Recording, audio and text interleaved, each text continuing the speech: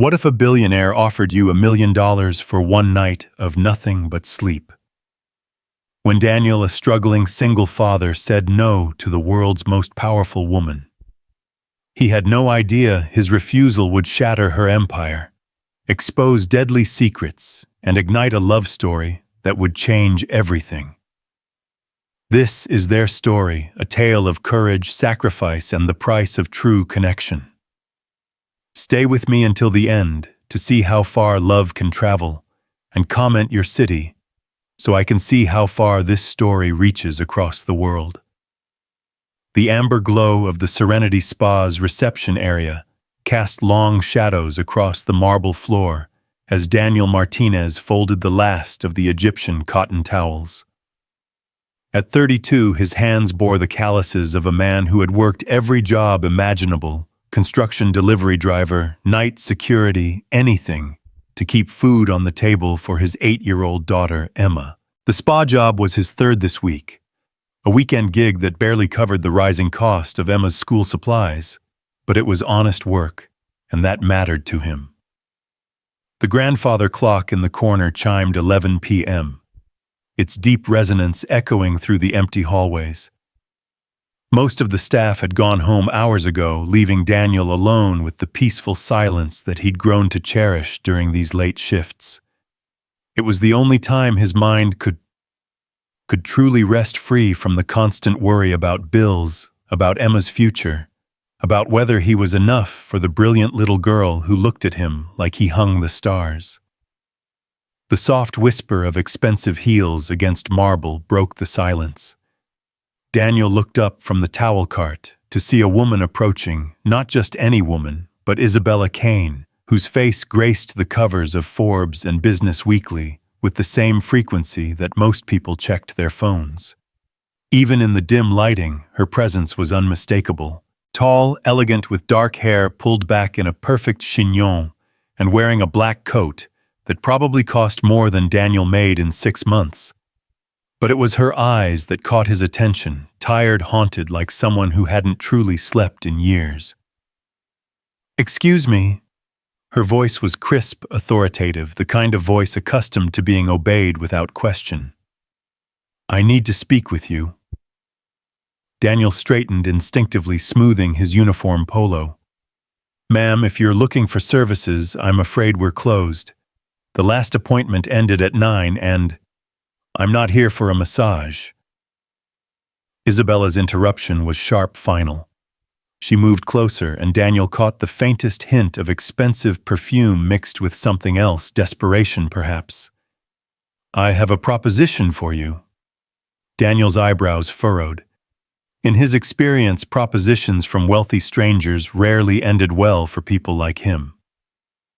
"I'm sorry, but I think there's been some mistake. I just work here part-time. If you need to book an appointment, you'll have to call during business hours." $1 million. The words hung in the air between them like a challenge. Daniel's hands stilled on the towel he'd been folding, his mind struggling to process what he'd just heard. "I'm sorry, what?" Isabella's expression remained unchanged, as if she'd just commented on the weather. $1 million. Cash. Transferred to any account you specify within the hour. Daniel let out a nervous laugh, the kind that escapes when reality tilts sideways. "Lady, I think you've got the wrong guy. I don't know what kind of operation you think this is, but for one night," Isabella continued, her voice cutting through his protests like a blade. "No touching, no intimacy, no expectations beyond your presence." The towel slipped from Daniel's hands, landing softly on the cart. He stared at her, searching for any sign that this was some elaborate joke, some hidden camera setup that would make sense of this surreal moment. But Isabella Kane's face remained serious, almost grave. "You want to pay me $1 million to... what exactly? To sleep." The word came out barely above a whisper, and for the first time Daniel heard something crack in that perfect composure. To simply be there, in the same room, nothing more. Daniel shook his head slowly, his mind reeling. Ma'am, I appreciate whatever this is, but I think you need help. Professional help. Not whatever you think I can provide. Isabella's jaw tightened. I don't need a therapist, Mr. Martinez. Daniel Martinez. He wasn't sure why he gave her his name, but something in her vulnerability made him respond honestly. Mr. Martinez, I need sleep. Real sleep. The kind that comes from not being alone with your thoughts, your fears, your failures. I haven't slept more than 2 hours consecutively in 3 years. I've tried medications, meditation specialists from Switzerland to Singapore. Nothing works.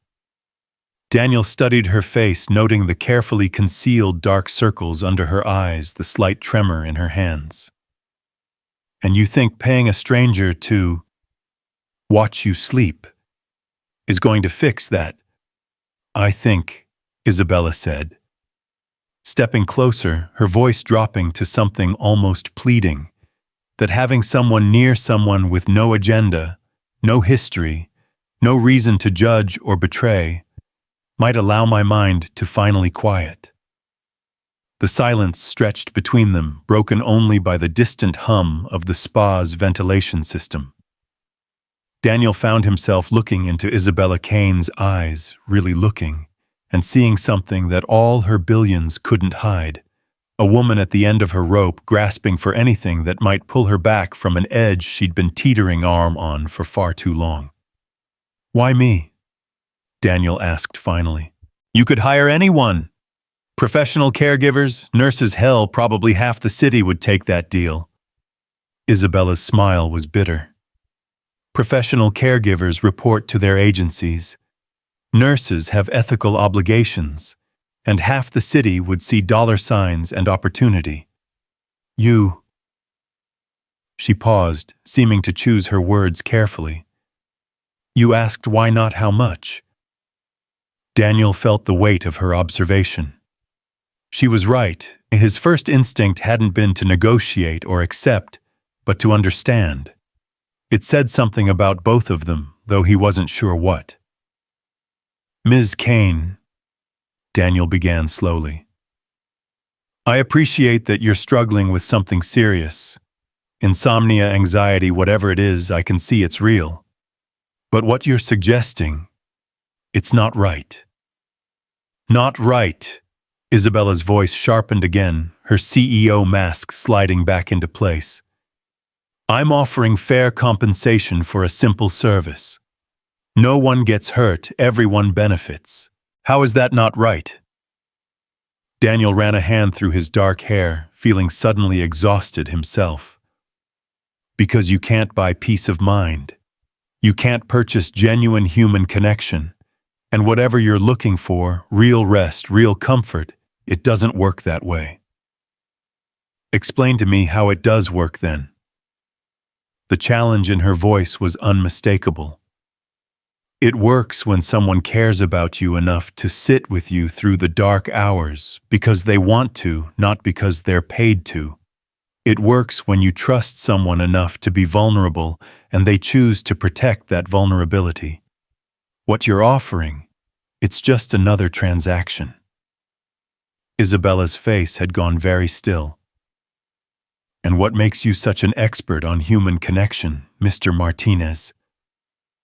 Daniel thought of Emma, of the nights when she'd had nightmares, and crawled into his bed, of how she'd fallen asleep holding his hand, while he read her stories about brave princesses and kind dragons. He thought of the way trust felt fragile and precious, and absolutely free. I have a daughter, he said simply. She's 8. And she's taught me that the most valuable things in life can't be bought or sold. Something flickered across Isabella's expression, surprise perhaps, or recognition. A daughter. Emma. She's... Daniel's voice softened instinctively. She's everything good in this world. Smart, kind, curious about everything. She wants to be a marine biologist when she grows up, because she says the ocean needs someone to speak for it. Isabella was quiet for a long moment, her gaze distant. She sounds remarkable. She is. And part of raising her means showing her what kind of man her father is, what kind of choices he makes when no one's watching. Daniel met Isabella's eyes directly. I can't take your money, Ms. Kane. Not because I don't need it. God knows I do, but because I need to be able to look her in the eye and know I'm the kind of man she deserves to call her father. For the first time since she'd walked into the spa, Isabella Kane looked genuinely shocked. In her world, everyone had a price. Every problem had a solution that could be purchased. Every person could be influenced, bought, or leveraged. But this man, this ordinary struggling single father, had just done something unprecedented. He had said no. You're refusing $1 million, she said slowly, as if testing the words to see if they made sense. I'm refusing to sell something that shouldn't be for sale. Isabella stared at him for a long moment, her carefully constructed world tilting on its axis. In boardrooms across 6 continents, she'd negotiated deals worth billions, had acquired companies, with a signature had made and broken careers with a word. She'd never encountered someone who couldn't be bought, not because they were wealthy enough to refuse, but because they valued something more than money. I don't understand you, she whispered. Daniel's smile was gentle, sad even. Maybe that's part of the problem, Ms. Kane. Maybe you've been around people who can be bought for so long, you've forgotten there are other kinds of people in the world. The words hit Isabella like a physical blow. She took a step back, her composure finally cracking. You don't know anything about my world, about the pressures I face, about... You're right, Daniel interrupted softly. I don't know your world, but I know what I see right now. A woman who's so tired she's willing to pay a stranger to help her sleep.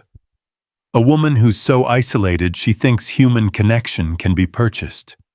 A woman who's forgotten that some things, the most important things, have nothing to do with money. Isabella's hands were shaking now, and she clenched them into fists to hide it. Easy words from someone who's never had to make impossible choices, never had to sacrifice everything for what? Daniel's voice was still gentle, but there was steel underneath. For money, for power, for a company. Ms. Kane, I've been making impossible choices since the day Emma was born. I've sacrificed sleep, comfort, dreams, everything I thought I wanted, but never my integrity. Never the part of me that she needs to respect. The silence that followed was deafening. Isabella felt something crumbling inside her chest, something she'd built up over years of corporate warfare and personal betrayals. This man's refusal hadn't just surprised her, it had shattered something fundamental about how she viewed the world. I should go, she said finally, her voice barely audible. Ms. Kane, Daniel called as she turned toward the door. She paused, not looking back. I hope you find what you're looking for. I really do. But it won't come from buying someone's presence. It'll come from giving someone a reason to want to stay. Isabella's shoulders tensed, but she didn't turn around. And what would that reason be, Mr. Martinez? Daniel considered the question, thinking of all the ways Emma had taught him about unconditional love, about showing up for people not because you had to, but because you chose to. Being worth staying for, he said simply. The words followed Isabella out into the cold night air, echoing in her mind as she slipped into the back of her waiting Bentley. Her driver Marcus glanced at her in the rearview mirror, noting the unusual pallor of her complexion. Home, Ms. Kane. Isabella stared out the window at the city lights blurring past Daniel Martinez's words playing on repeat in her head. For 15 years, she'd built her empire on the premise that everyone had a price, that every problem had a solution if you were willing to pay enough for it. One conversation with a spa employee, had just demolished that entire worldview. "Ms. Kane," Marcus prompted gently. "Yes," she whispered. "Home." But as the Bentley glided through the empty streets toward her penthouse with its panoramic views and priceless art and crushing silence, Isabella Kane realized she had no idea where home actually was. The man she'd just met, this Daniel Martinez with his calloused hands and his fierce love for his daughter, seemed to understand something about home that all her wealth couldn't buy. He had something she'd never possessed, the knowledge that some things were too precious to sell. Back in the spa, Daniel finished his closing duties with unusual thoughtfulness. Isabella Kane's visit felt like a dream, surreal and impossible, but the lingering scent of her perfume and the weight of their conversation proved it had been real. He thought about her tired eyes, her desperate offer, her shock when he'd refused. $1 million. The number kept cycling through his mind as he locked up the building and walked to his 10-year-old Honda Civic. $1 million would solve every problem he had: Emma's college fund, the medical bills from her mother's cancer treatment, that he was still paying off, the constant worry about whether he was enough for his brilliant daughter. But as he drove through the quiet streets toward the modest apartment he shared with Emma, Daniel knew he'd made the right choice.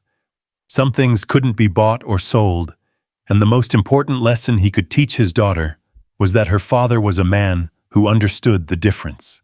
He pulled into his parking space and sat for a moment in the car, thinking about Isabella Kane's final question.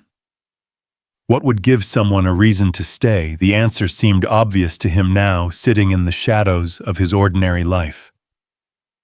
You gave them something money couldn't buy: trust, respect, genuine care. You showed them that they mattered not for what they could provide, but for who they were underneath all the layers of wealth and success and fear. Daniel climbed the stairs to his second-floor apartment, moving quietly to avoid waking Emma. But as he eased the door open, he found her sitting up in bed, her favorite stuffed dolphin clutched in her arms. "Daddy?" Her voice was small, worried. "You're late." "Sorry, sweetheart. Work ran long tonight." Daniel sat on the edge of her bed, smoothing her dark hair. "Bad dream?" Emma nodded, leaning into his side. "I dreamed you went away and didn't come back." Daniel's heart clenched. Emma's mother had died when she was 4, and despite 4 years of stability since then, his daughter still sometimes feared abandonment. He wrapped his arms around her, holding her close. "Hey, look at me," he said softly. Emma tilted her face up to his. "I will always come back to you. Always. No matter what happens. No matter what anyone offers me, no matter how hard things get, I will always come home to you. Promise, promise. You're the most important thing in my world, Em. Nothing and no one will ever change that." Emma smiled, the worry fading from her eyes. "I love you, Daddy. I love you too, little mermaid. More than all the oceans you're going to save someday." As Emma settled back into sleep, Daniel reflected on the strange intersection of his evening. Here, in this modest bedroom with its glow-in-the-dark stars on the ceiling and marine biology books stacked on the nightstand, he had everything that mattered. Isabella Kane, for all her billions, was wandering through a penthouse somewhere, unable to sleep, unable to find the peace that filled this simple space. He thought about her question, what would give someone a reason to stay, and realized she'd been asking the wrong question entirely. The real question wasn't what would make someone stay, but what would make someone worth staying for. And that answer couldn't be bought at any price. Meanwhile, 40 floors above the city, Isabella Kane stood at the floor-to-ceiling windows of her penthouse, staring down at the lights below. Each light represented a life, a family, a story she would never know. Somewhere down there, Daniel Martinez was probably tucked into bed with his daughter reading her a story, or checking for monsters under the bed, or doing any of the thousand small things that made up a father's love. She pressed her palm against the cool glass, wondering when she'd last felt that kind of unconditional connection with another human being. In her world, every relationship was transactional, every gesture calculated, every word chosen for maximum impact. Even her closest advisors were paid to tell her what she wanted to hear. But Daniel Martinez had told her what she needed to hear, even though it cost him a fortune. Isabella's reflection stared back at her from the window, successful, powerful, utterly alone. For the first time in years, she allowed herself to wonder if she'd built her empire on the wrong foundation entirely. If all her acquisitions and mergers and strategic victories had been elaborate ways of avoiding the one thing she'd never learned how to purchase: genuine human connection.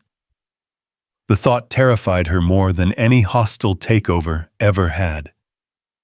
She turned away from the window and walked to her bedroom, knowing sleep would elude her once again. But tonight felt different somehow. Tonight she'd encountered something she'd never expected: a man who couldn't be bought, who valued something more than wealth, who understood that the most precious things in life were the ones that couldn't be possessed. Daniel Martinez had given her something she hadn't asked for and couldn't pay for: a glimpse of what it might feel like to be valued for something other than her bank account. As the city settled into its rhythm of late-night quiet, two people lay awake in very different circumstances, their brief encounter having shifted something fundamental in both their worlds. In a modest apartment, a father held his daughter's hand as she drifted off to sleep, secure in the knowledge that love was the only currency that truly mattered. And in a gleaming penthouse, a billionaire stared at the ceiling, haunted by the realization that all her wealth couldn't buy her what a struggling single father possessed in abundance: the peace that comes from knowing who you are and what you stand for. Neither of them knew that this was only the beginning, that Isabella Kane's refusal to accept Daniel's refusal would set in motion a chain of events that would challenge everything they thought they knew about love, sacrifice, and the true price of human connection. The story that began with a proposition in an empty spa was far from over. In fact, it had barely begun. 3 days passed before Isabella Kane returned to the Serenity Spa, though she would have denied that she was returning specifically to see Daniel Martinez. She told herself she was there for a legitimate massage appointment, booked through proper channels during business hours. She told herself that her decision to request the same treatment room where their conversation had taken place was mere coincidence. She told herself many things that felt hollow even as she thought them. Daniel was restocking the essential oils cabinet when the receptionist Maria knocked on the treatment room door. "Daniel, your 4 o'clock is here. Room 3. He glanced at the appointment sheet Maria handed him, noting the name listed as I. Kane and the specific request for him as the therapist. His stomach tightened with a mixture of anticipation and wariness. He'd spent the last 3 days trying to forget Isabella Kane's desperate offer, trying to push away the memory of her haunted eyes and the crack in her voice when she'd whispered the word sleep. "Everything okay?" Maria asked, noticing his hesitation. "Yeah, just make sure you're nearby, would you? Ring the bell every 15 minutes to check in." Maria raised an eyebrow at the unusual request, but nodded. Daniel had been working at the spa for 6 months, and she'd never known him to be anything but professional and comfortable with clients. He made his way to treatment room 3, pausing outside the door to center himself. Whatever Isabella Kane wanted, he would handle it professionally. He knocked softly and entered. She was standing by the window, still fully dressed, in an impeccably tailored navy suit, her back to him. The late afternoon sunlight caught the highlights in her dark hair, but her posture was rigid, controlled. "Miss Kane." Daniel kept his voice neutral, professional. I understand you've booked a massage session. Isabella turned slowly, and Daniel was struck again by how tired she looked. The carefully applied makeup couldn't quite hide the shadows under her eyes, and there was a fragility to her that seemed at odds with her reputation as one of the world's most ruthless business leaders. Mr. Martinez. She studied his face as if looking for something. Thank you for taking the appointment. It's my job. Daniel moved to the massage table, adjusting the sheets with practiced efficiency. Maria will be checking in periodically. Standard procedure. Isabella's smile was wry. Afraid I might proposition you again. Daniel's hands stilled on the linens. Ms. Kane, if you're here for anything other than a legitimate massage, I'll have to ask you to leave. Relax, Mr. Martinez. I'm here for exactly what I booked. She paused, her voice softening almost imperceptibly. Though I was hoping we might talk while you work, if that's acceptable. Daniel considered this. Professional massage therapists often engaged in light conversation with clients. It was part of the service, helping people relax. That would be fine. I'll step out while you get settled. When he returned 5 minutes later, Isabella was lying face down on the table, properly draped with the sheet. Her expensive suit was neatly folded on the chair, and Daniel couldn't help but notice the designer labels even from across the room. But it was the tension in her shoulders, visible even beneath the draping, that caught his attention. Any areas of particular concern? Daniel asked, warming oil between his palms. Everywhere, Isabella said into the face, her voice muffled. I don't think I've truly relaxed in years. Daniel began with gentle pressure along her shoulders, immediately feeling the knots and tension that spoke of countless hours hunched over desks and conference tables. When was the last time you took a real vacation? Isabella was quiet for so long that Daniel thought she might not answer. When she finally spoke, her voice was barely audible. I don't take vacations. There's always another deal, another crisis, another decision that can't wait. Everyone needs downtime, Ms. Kane. Even CEOs. Especially CEOs, you mean. There was bitterness in her tone. Do you know what happens when I'm not watching every detail of my company? When I'm not 3 steps ahead of every competitor and 2 steps ahead of every ally. Daniel worked along her spine, feeling the muscles gradually beginning to release under his careful touch. What happens? People get hurt. Employees lose jobs. Shareholders lose money. Entire divisions can collapse if I'm not there to hold them together. Isabella's voice grew tighter even as her body began to relax. I've built something massive, Mr. Martinez, but it's also fragile. It requires constant vigilance. Sounds exhausting. Isabella let out a laugh that held no humor. That's an understatement. But it's the price of success at this level. Everything depends on me being perfect, being invincible, being... She trailed off. Being what? Being someone I'm not sure I am anymore. Daniel paused in his work, struck by the vulnerability in her admission. This was not the iron-willed CEO the world knew, but a woman carrying an impossible burden. Who are you then when you're not being the person everyone expects you to be? Isabella was quiet for a long time, her breathing gradually deepening as the massage continued. I don't remember, she finally whispered. It's been so long since I was just me. Not the CEO, not the negotiator, not the decision maker. Just Isabella. Tell me about before, Daniel said gently, working on a particularly stubborn knot near her shoulder blade. Before you became all those other things. Before, Isabella's voice carried a note of surprise as if no one had ever asked her that question. Before was different. I wanted to be a teacher, actually. Elementary school.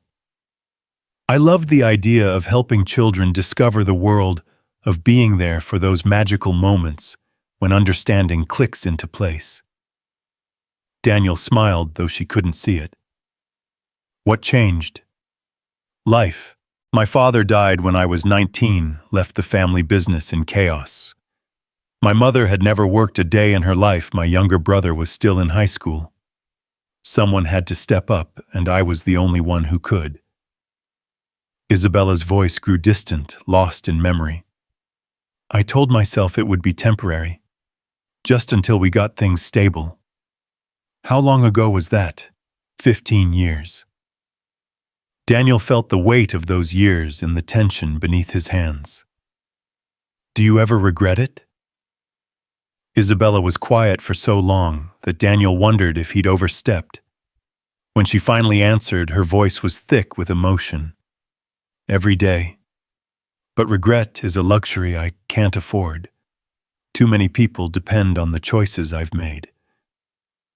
What about what you depend on? What keeps you going? Momentum mostly, and fear. Fear of what? Of stopping. Of finding out that if I'm not moving forward, building something bigger, proving something more, then maybe I'm not worth anything at all. Daniel's hands stilled completely. The raw honesty in her voice hit him like a physical blow. He thought of Emma, of how her worth had never been tied to her achievements or her productivity, but simply to the fact that she existed and was loved. Ms. Kane, he said carefully, your worth isn't determined by what you build or what you achieve. It's not even determined by how many people depend on you. Isabella lifted her head slightly from the face rest. Then what is it determined by? Daniel resumed the massage, choosing his words carefully. By who you are when everything else is stripped away. By the kindness you show when no one is watching. By the love you give and receive. By your capacity to grow and change and become better than you were yesterday. That's a beautiful philosophy, Mr. Martinez, but it doesn't pay anyone's salary or keep companies afloat. Maybe not. But it's what lets you sleep at night. It's what gives you peace. Daniel paused. It's what you were really trying to buy the other night. Isabella tensed again, and Daniel immediately regretted bringing up their previous encounter. But after a moment, she relaxed again, sighing deeply. You're right, she admitted. I wasn't trying to buy companionship. I was trying to buy peace. The kind of peace that comes from being around someone who doesn't want anything from you, who doesn't see you as a means to an end. And you thought money could create that. It's worked for everything else. Isabella's voice was rueful. Money has solved every problem I've encountered for 15 years. It's bought me security, influence, respect. Why shouldn't it buy me rest? Daniel worked in silence for a few minutes, considering his words. Because peace isn't a commodity. It's a byproduct of living in alignment with your values, of being surrounded by people who care about you for who you are, not what you can do for them. And how does someone like me find people like that? The question hung in the air between them, vulnerable and desperate. Daniel thought of his answer carefully, knowing that whatever he said next might matter more than either of them realized. You start by being that kind of person yourself, he said finally. You start by caring about others without expecting anything in return. You start by being genuine even when it's uncomfortable, especially when it's uncomfortable. Isabella turned her head to look at him, her eyes searching his face. Is that what you're doing now, caring about me without expecting anything in return? Daniel met her gaze steadily. I'm doing my job, but yes, I also care about what happens to you. You're clearly struggling with something difficult, and despite what you might think about yourself, you deserve to find peace. Why? The question came out as barely more than a whisper. Why do I deserve peace when so many people don't have it? Because you're human, Daniel said simply. Because suffering isn't a competition, and your pain doesn't become less valid, because others are also in pain. Because everyone deserves the chance to rest, to breathe, to feel safe and cared for. Tears began to slide down Isabella's cheeks, and she quickly wiped them away, embarrassed by the display of emotion. I'm sorry. This is completely unprofessional. There's nothing unprofessional about being human, Daniel said gently. He reached for a box of tissues and placed them within her reach. Sometimes the body releases more than just physical tension. Isabella sat up slowly, holding the sheet around herself, and looked at Daniel with an expression he couldn't quite read. You really meant it, didn't you? When you refused my offer. It wasn't a negotiation tactic or a way to drive up the price. You actually believe that some things can't be bought.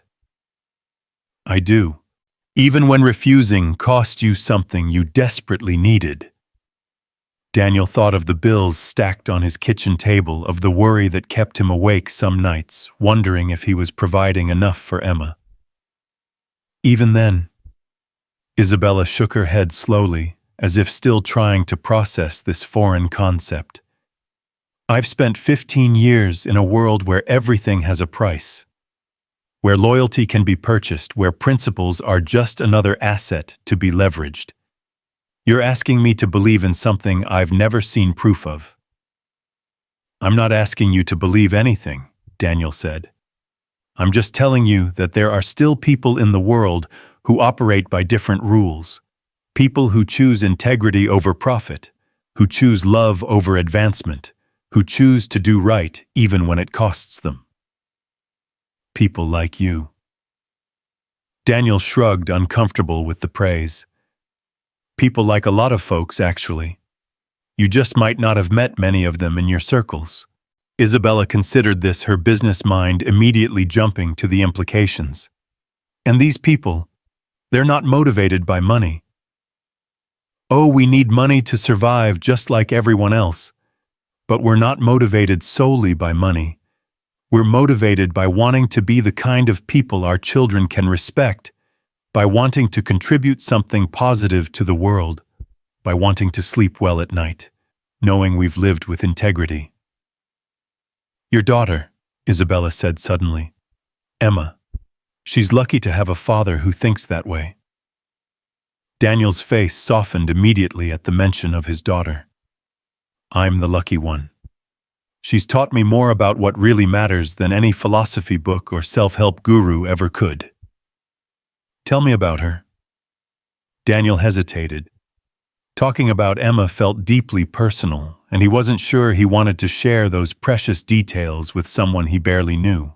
But something in Isabella's expression, a genuine curiosity, perhaps even longing, made him reconsider. She's extraordinary. Not because she's gifted or talented, though she is both of those things. She's extraordinary because she sees the world as something to be explored and protected rather than conquered. She cries when she sees injured animals. She saves her allowance to buy books about ocean conservation. She asks me questions that make me realize how much I still don't understand about life. Isabella listened with rapt attention. She sounds wonderful. She is. She's also the reason I couldn't take your money. Daniel's voice grew serious. Not because the money wouldn't have helped us, but because I need her to grow up knowing that her father is a man of his word, that he chooses what's right over what's easy, that his love for her is the one thing in this world that truly cannot be bought or sold. The silence that followed was heavy with emotion. Isabella stared at her hands, processing the weight of Daniel's words. In her world, children were often seen as liabilities, complications that interfered with business objectives. The idea of making major life decisions based on what would teach a child about integrity was completely foreign to her. "Do you think," Isabella began, then stopped, seeming to reconsider her words.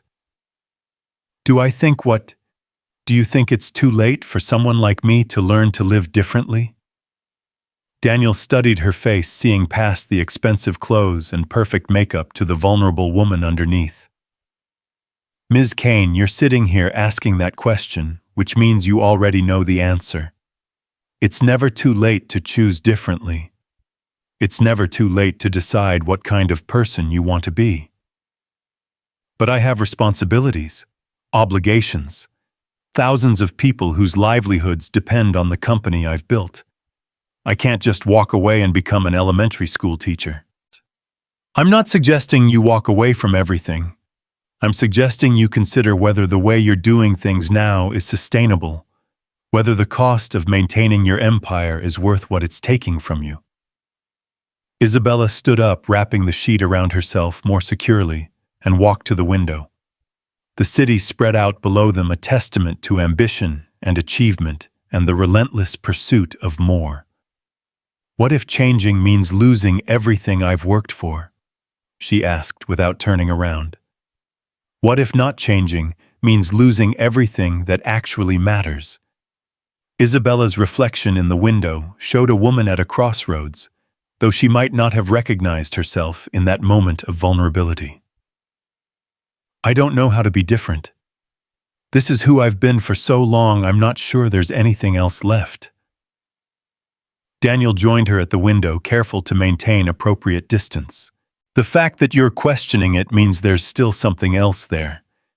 Maybe buried under years of corporate conditioning and survival instincts, but still there." "How do you know?" "Because the Isabella Kane who approached me 3 nights ago wasn't just trying to buy a service. She was looking for connection, for peace, for something real in a world full of transactions.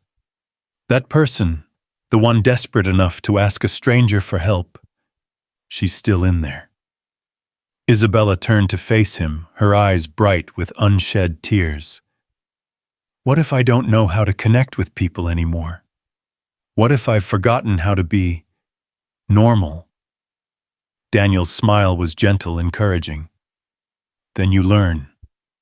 One conversation at a time, one genuine interaction at a time. You start by being honest about who you are and what you need, instead of trying to purchase solutions to problems that require human connection to solve. Like this conversation. Like this conversation." They stood in comfortable silence for a moment, the late afternoon sun casting long shadows across the treatment room. Isabella felt something she hadn't experienced in years, a sense of possibility, of potential change. It was terrifying and exhilarating in equal measure. "Mr. Martinez," she said finally, "would you consider having dinner with me not as a transaction, not as something I'm paying for, but as 2 people who might benefit from continued conversation?" Daniel considered the request carefully. Everything about Isabella Kane should have made him say no: the vast difference in their social status, the complications that could arise from developing any kind of relationship with someone so far outside his world, the simple fact that he had nothing to offer someone who could buy anything she wanted. But he thought about the vulnerability he'd witnessed, the genuine desire for change he'd heard in her voice, and the possibility that sometimes the most unlikely connections were the ones that mattered most. "I'd need to arrange childcare for Emma," he said slowly. Isabella's face lit up with something approaching hope. "Of course. Would tomorrow evening work? There's a small restaurant. I know nothing fancy where we could talk without interruption." "Ms. Kane," Daniel said carefully, "if we do this, we do it as equals. I pay for my own meal. We split the check, whatever feels right.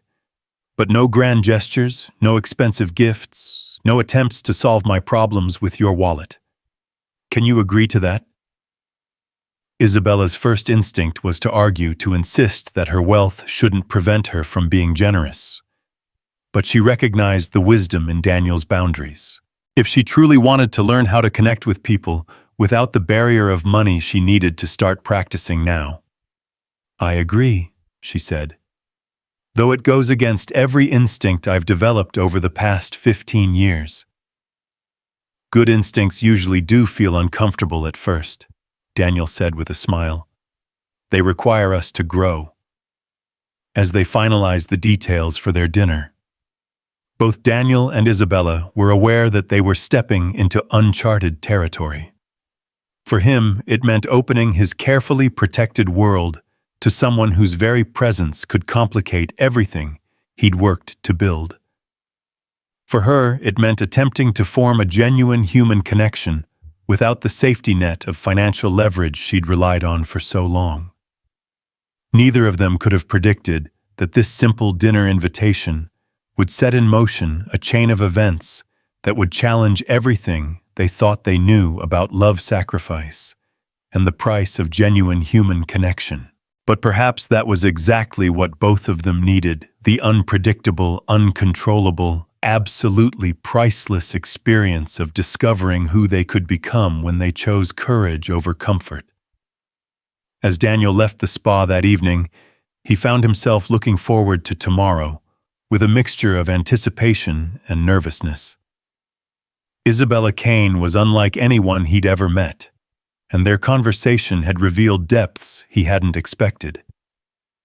Whatever happened next, he sensed that his carefully ordered world was about to become much more complicated. And for the first time in years, Isabella Kane went to sleep that night without the crushing weight of loneliness pressing down on her chest.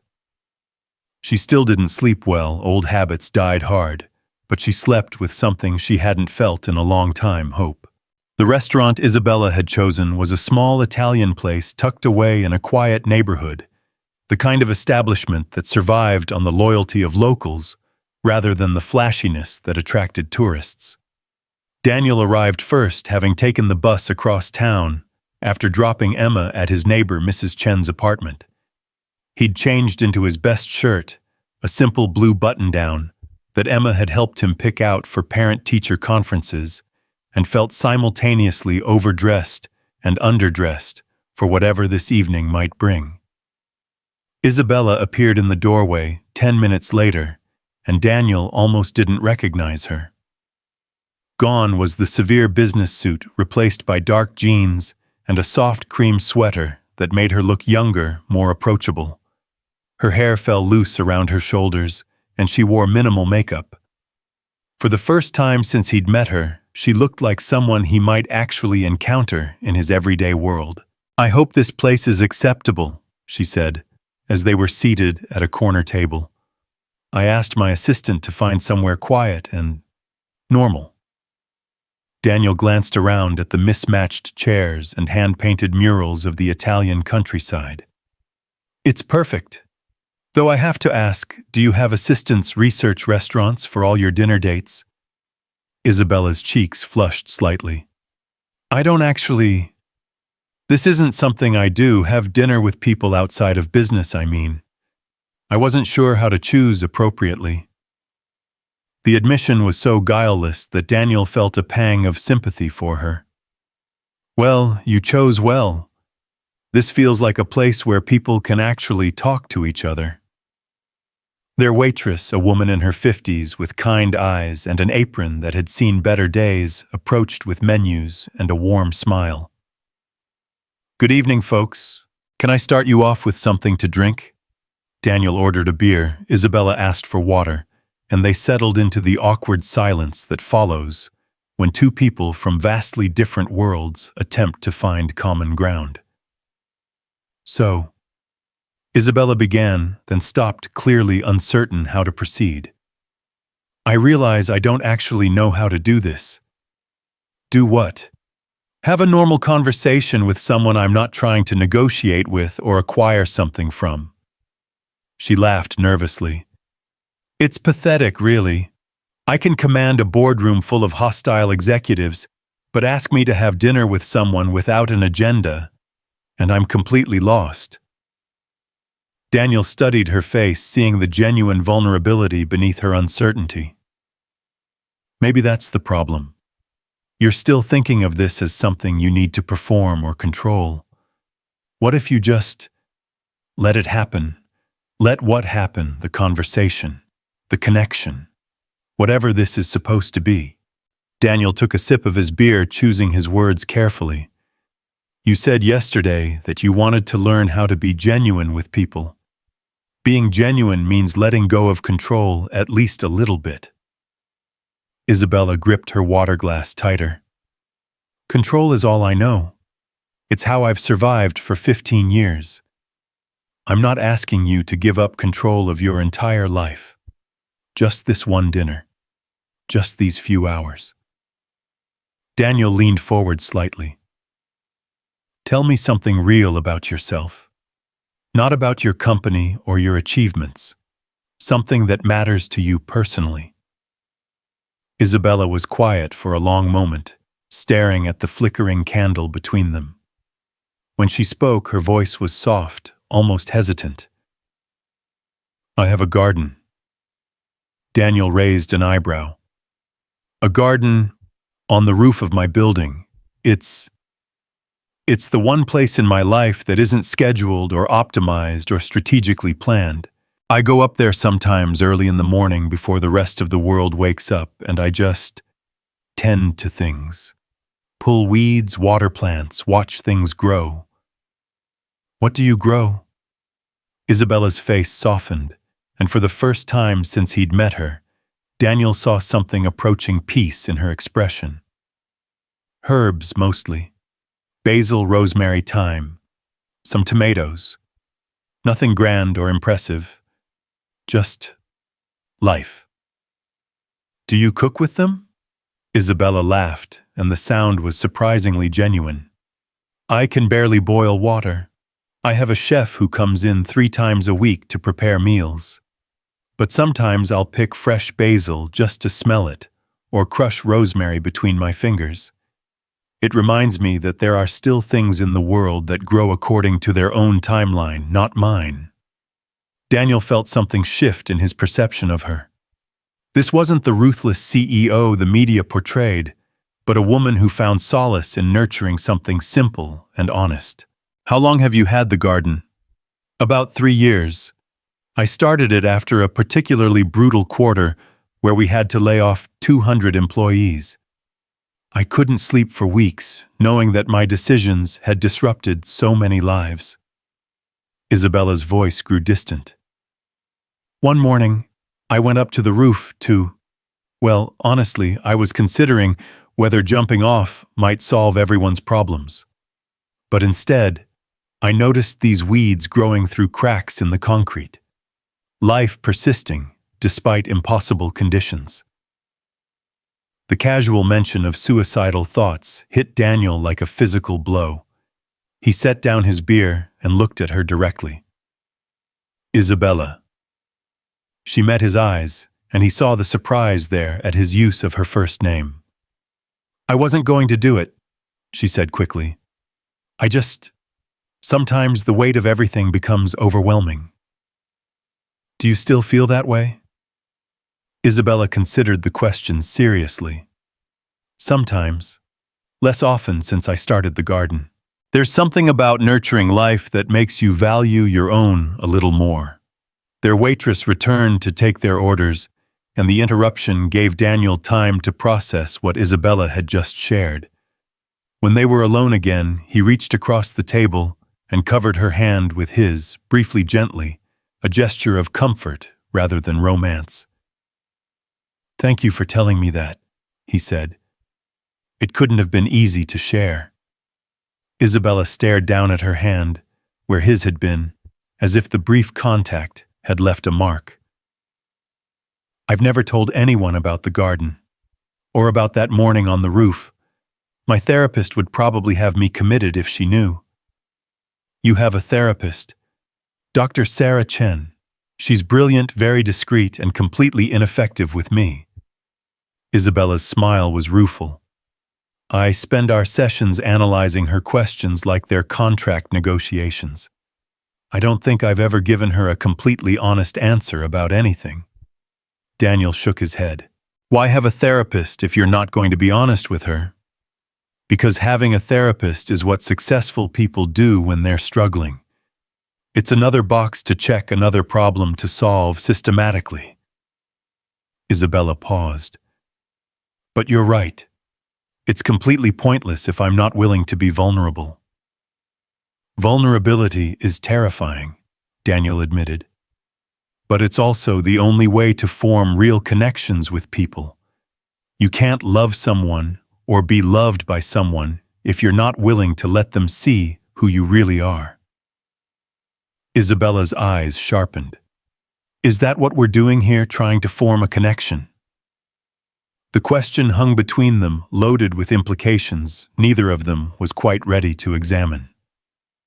Daniel felt the familiar urge to retreat to protect himself and Emma from complications that could disrupt their carefully balanced life.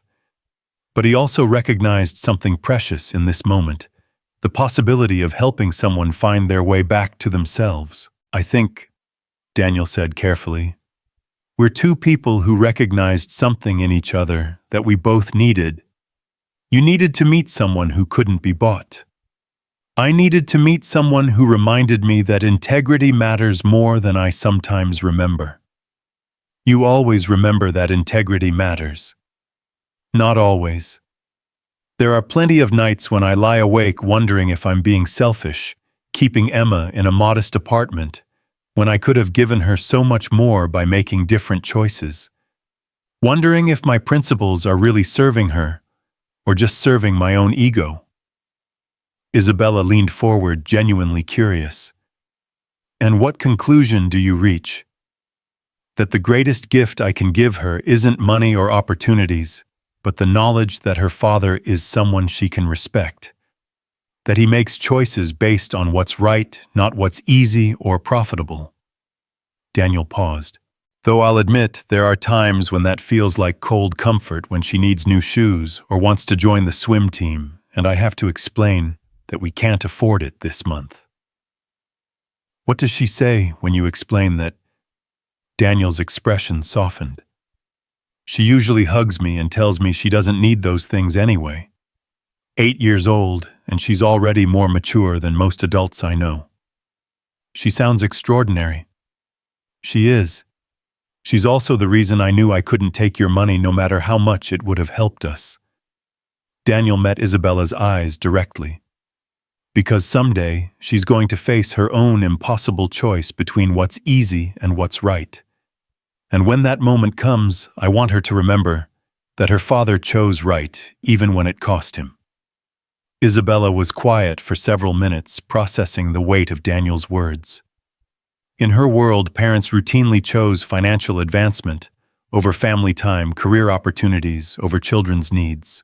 The idea of making major decisions based on the moral example it would set for a child was completely foreign to her experience. My father, she said finally, was a good man. Kind, honest, devoted to our family. But he was also terrible at business. He trusted people who betrayed him, made deals based on handshakes rather than contracts, and ultimately lost almost everything because he was too decent for the world he was trying to navigate. And you decided not to make his mistakes. I decided that decency was a luxury my family couldn't afford twice. Isabella's voice carried the weight of old pain. When he died and left us with a failing company and mountains of debt, I swore I would never let anyone take advantage of our kindness again.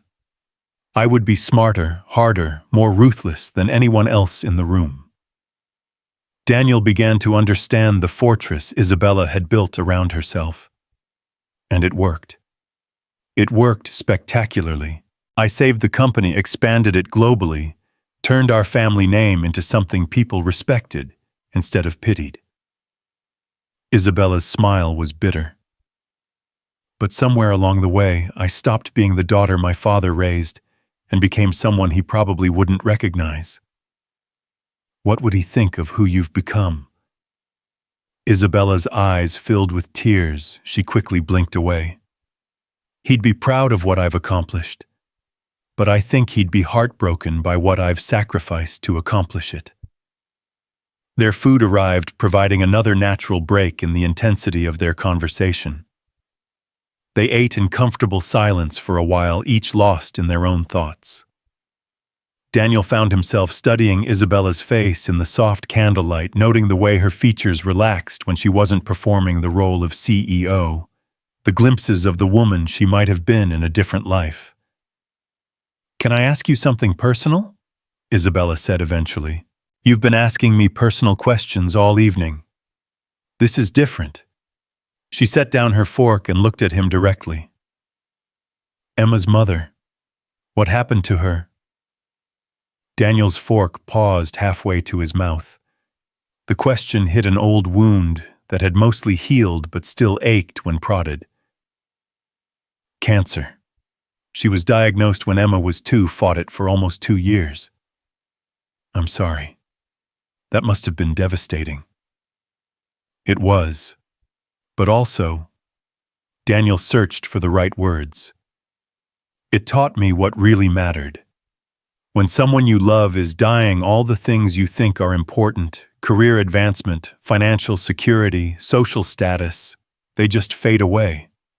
All that matters is time, presence, love, making sure every moment counts." Isabella absorbed this quietly. "Is that when you developed your philosophy about integrity over profit?" "Partly. But mostly it was watching Maria, Emma's mother, face her mortality with such grace. She never became bitter or angry, never let the disease steal her kindness. Even at the end, she was more concerned about making sure Emma would be okay than about her own suffering." Daniel's voice grew soft with memory.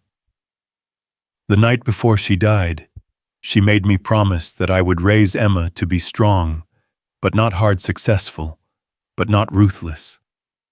She said the world had enough people who confused achievement with worth. And you've kept that promise." "I try to every day. Sometimes it's harder than others, but yes, I try." Isabella reached for her water glass, her hand trembling slightly. "I think I would have liked her." "She would have liked you too. The real you, I mean.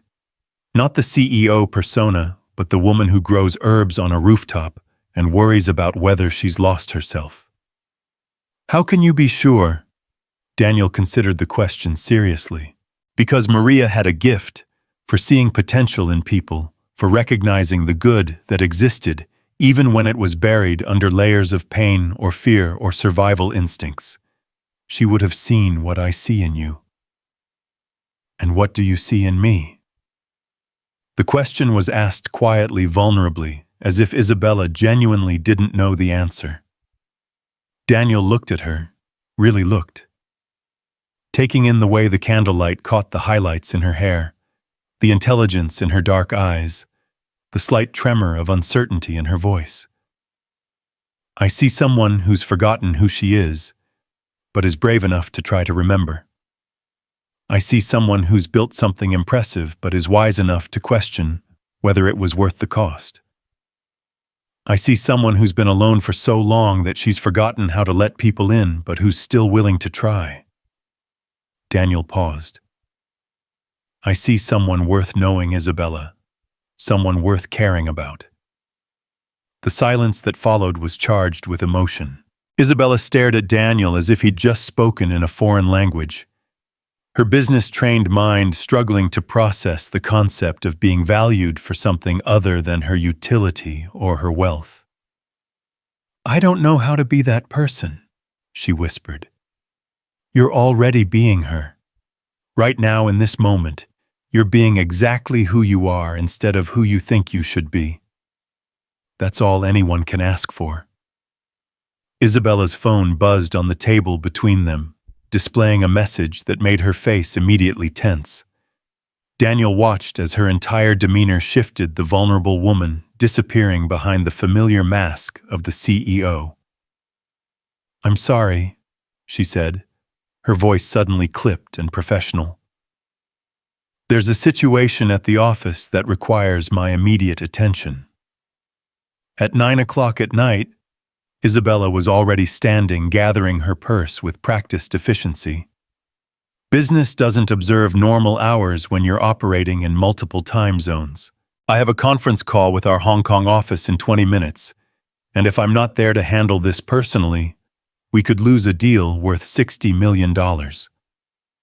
Daniel remained seated, watching the transformation, with a mixture of fascination and sadness.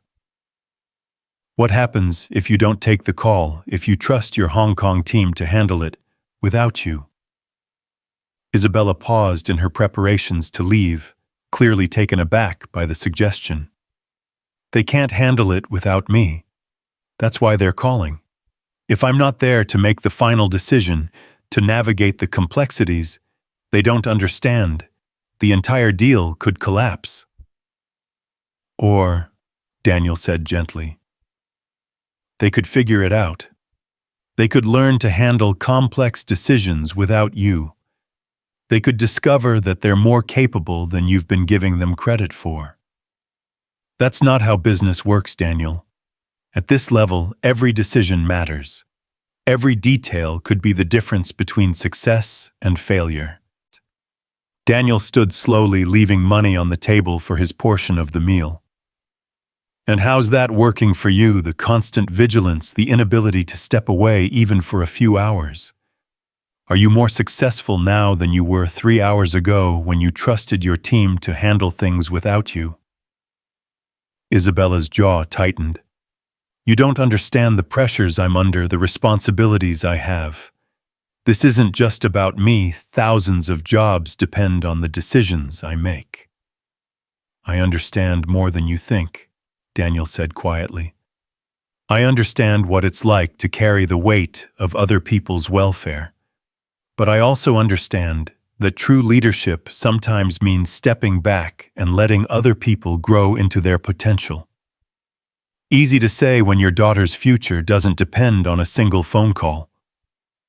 The words hung in the air between them, sharp and defensive. Daniel felt the sting of the implied criticism that his small-scale responsibilities couldn't compare to her global empire.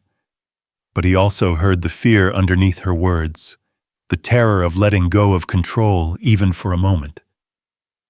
You're right, he said finally.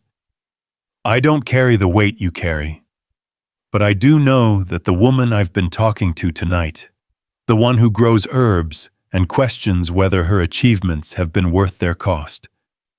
She's worth more than any $60 million deal. And if you keep sacrificing her to preserve your empire, you'll wake up one day with all the success in the world and no idea who you are underneath it.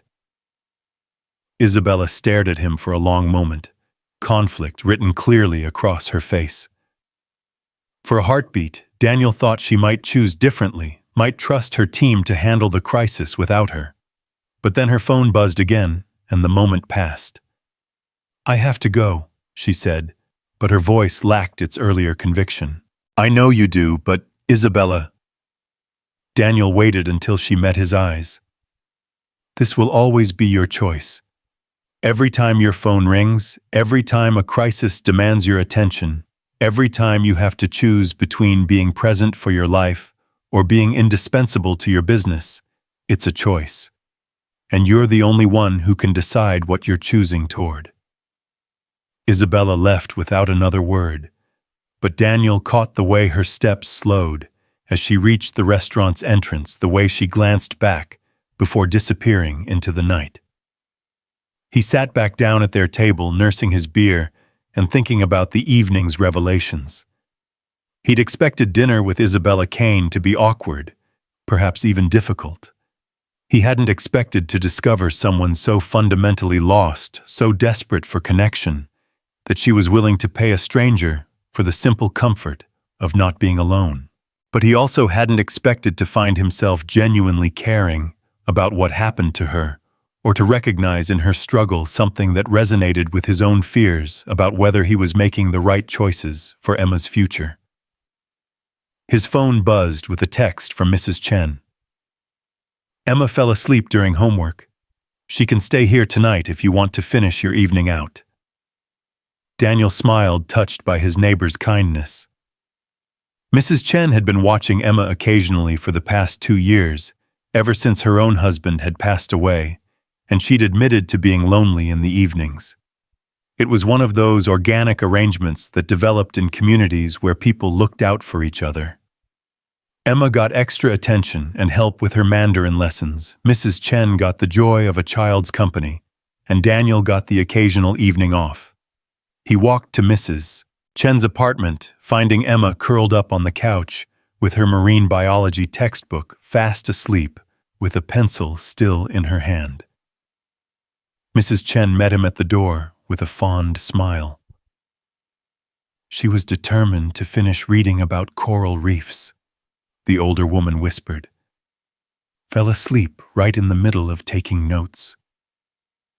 Daniel scooped Emma up carefully, marveling as always at how small and trusting she felt in his arms.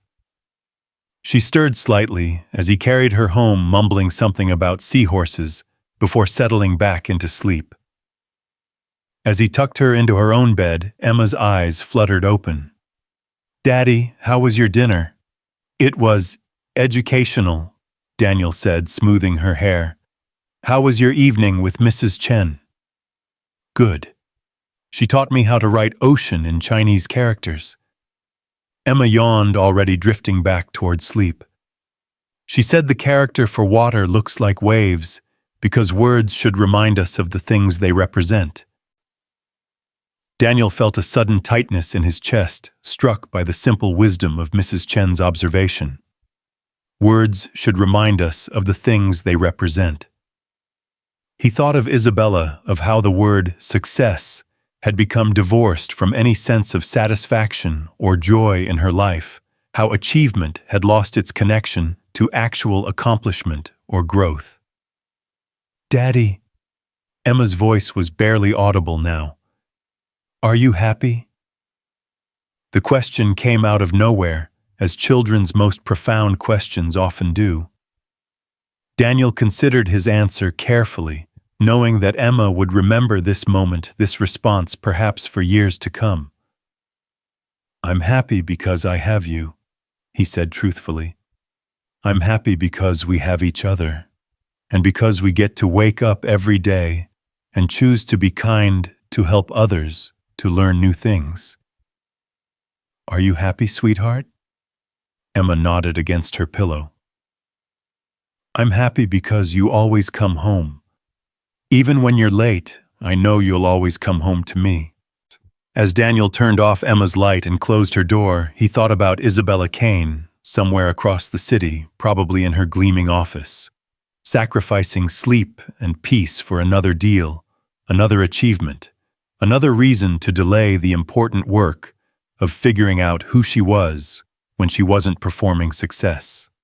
He thought about her confession that she'd never told anyone about her rooftop garden, about the morning when she'd considered ending her life, about the father she'd both honored and betrayed in her pursuit of an empire that protected her from ever being vulnerable again. Most of all, he thought about the choice she'd made tonight, to leave their conversation, their tentative connection, for the familiar safety of being indispensable to her business. It was a choice he understood, even if he disagreed with it. Sometimes the known suffering felt safer than the unknown possibility of change. But as Daniel settled into his own bed, listening to the quiet sounds of his neighborhood settling into night, the distant hum of traffic, the neighbor's dog barking softly, the reassuring rhythm of ordinary life continuing, he found himself hoping that tomorrow would bring Isabella Kane another opportunity to choose differently.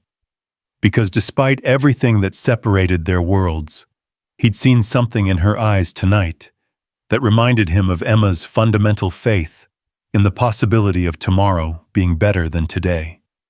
And if there was one thing Daniel Martinez believed in above all else, it was the radical, transformative power of choosing hope over fear, connection over control, and love over everything that masqueraded as more important, but was ultimately just noise in the symphony of what really mattered. The question was whether Isabella Kane was ready to believe in it too.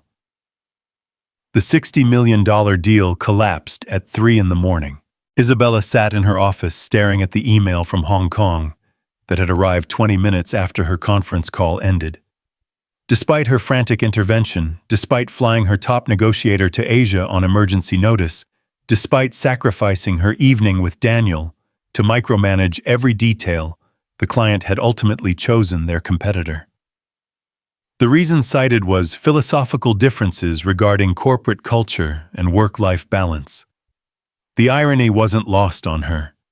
She leaned back in her chair, looking out at the city lights that twinkled below like distant stars.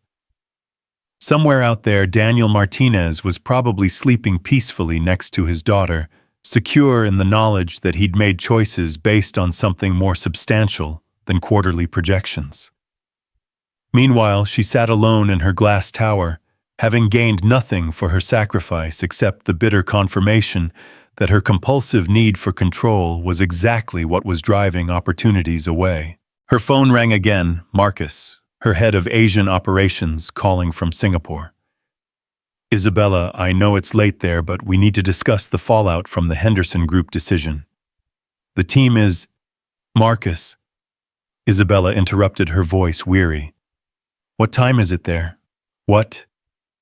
It's about 4 in the afternoon. Why? And what time is it here? A pause. 3 a.m. I think. Isabella, are you all right? Isabella closed her eyes, feeling the weight of 15 years of similar conversations.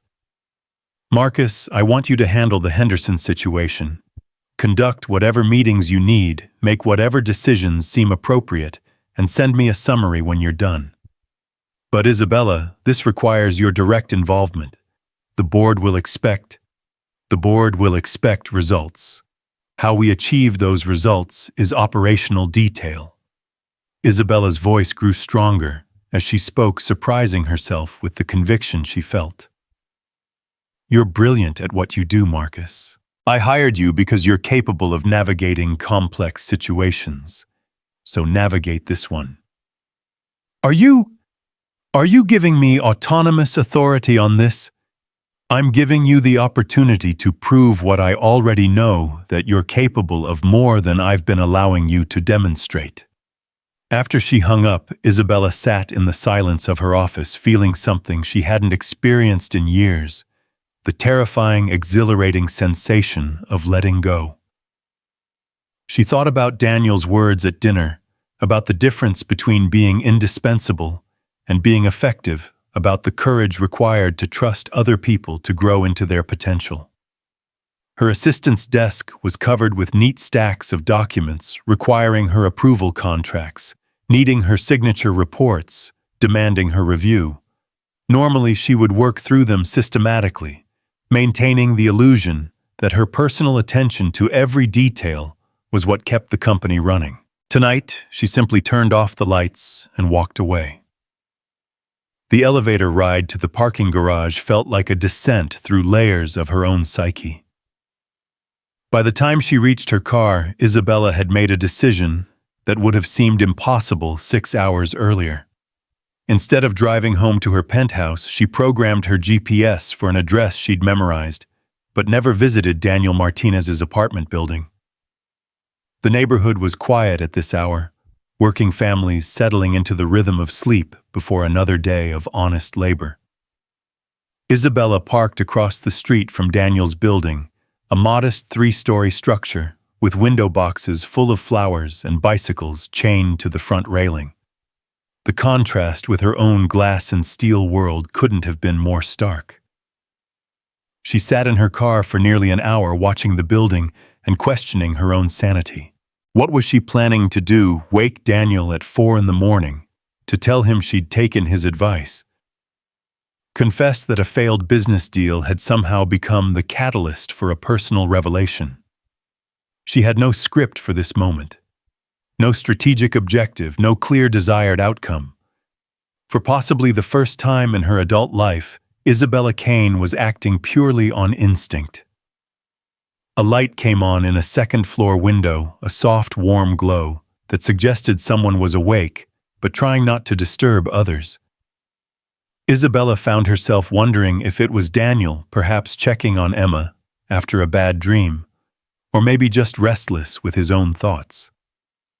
The image of him as a father, protective and gentle in the quiet hours of the night, stirred something unexpected in her chest. Her phone buzzed with another urgent email, this one from her London office regarding a regulatory issue that required immediate attention.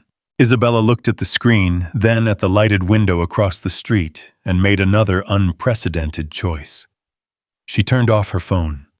The silence that followed felt profound, almost sacred.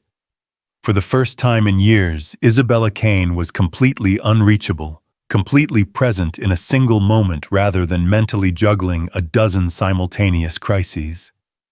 She closed her eyes and tried to remember the last time she'd felt this kind of stillness. The memory that surfaced surprised her. She was 7 years old, sitting in her father's lap while he read her stories before bed. His voice had been gentle, patient, never rushed, despite the work that waited for him downstairs. He'd always finished the entire story, never cutting it short for business calls or urgent emails. In those moments, she had been the center of his universe, valuable simply for being his daughter, rather than for any achievement or accomplishment. When had she stopped believing she was worth that kind of attention? When had she started equating her value with her productivity, her worth with her indispensability? The light in Daniel's window went out, leaving the building in peaceful darkness. Isabella started her car and drove home through empty streets, her mind quieter than it had been in months. For the first time, she was beginning to understand the difference between being busy and being purposeful, between being successful and being fulfilled. Her penthouse felt cavernous and cold when she arrived, all sleek surfaces and expensive art that meant nothing to her personally. Isabella walked through rooms that could have housed small families, past furniture that had been selected by a decorator rather than chosen for comfort or meaning. The only space that felt remotely personal was her bedroom, and only because it contained books she'd actually read and photographs of her family. She picked up a framed picture of her father, taken just months before his death. He was laughing in the photo, his arm around a much younger Isabella, both of them covered in flour from an attempt to bake her mother's birthday cake. They'd been terrible bakers, but the kitchen had been filled with laughter and love and the kind of joy that couldn't be purchased or achieved through strategic planning. "I'm sorry, Papa," she whispered to the photograph. "I saved the company, but I think I lost myself in the process." Isabella set the photo down and walked to her window, looking out at the city she'd conquered, but never really connected with. Somewhere below, in apartments and houses throughout the metropolitan area, families were sleeping peacefully, secure in relationships that mattered more than market share or profit margins. Children were dreaming of their futures while parents watched over them with protective love. People were living full, meaningful lives without ever appearing on magazine covers or commanding boardrooms. For the first time, Isabella allowed herself to wonder what her life would have looked like if she'd made different choices. If she'd become the elementary school teacher she'd once dreamed of being. If she'd prioritized relationships over revenue, personal fulfillment over professional achievement. If she'd learned from her father's kindness rather than rejecting it as weakness. But even as she indulged in these thoughts, Isabella's practical mind was working on a different problem: how to begin changing course without destroying everything she'd built. Because despite her growing dissatisfaction with the cost of her success, she couldn't simply abandon the thousands of employees who depended on her company for their livelihoods. She couldn't walk away from the responsibilities she'd accepted when she'd chosen to build an empire. The challenge wasn't whether to change, but how to change responsibly. Isabella spent the remaining hours before dawn at her kitchen table writing by hand for the first time in years. Not strategic plans or business memos, but simply thoughts, feelings, questions, she'd never allowed herself to examine.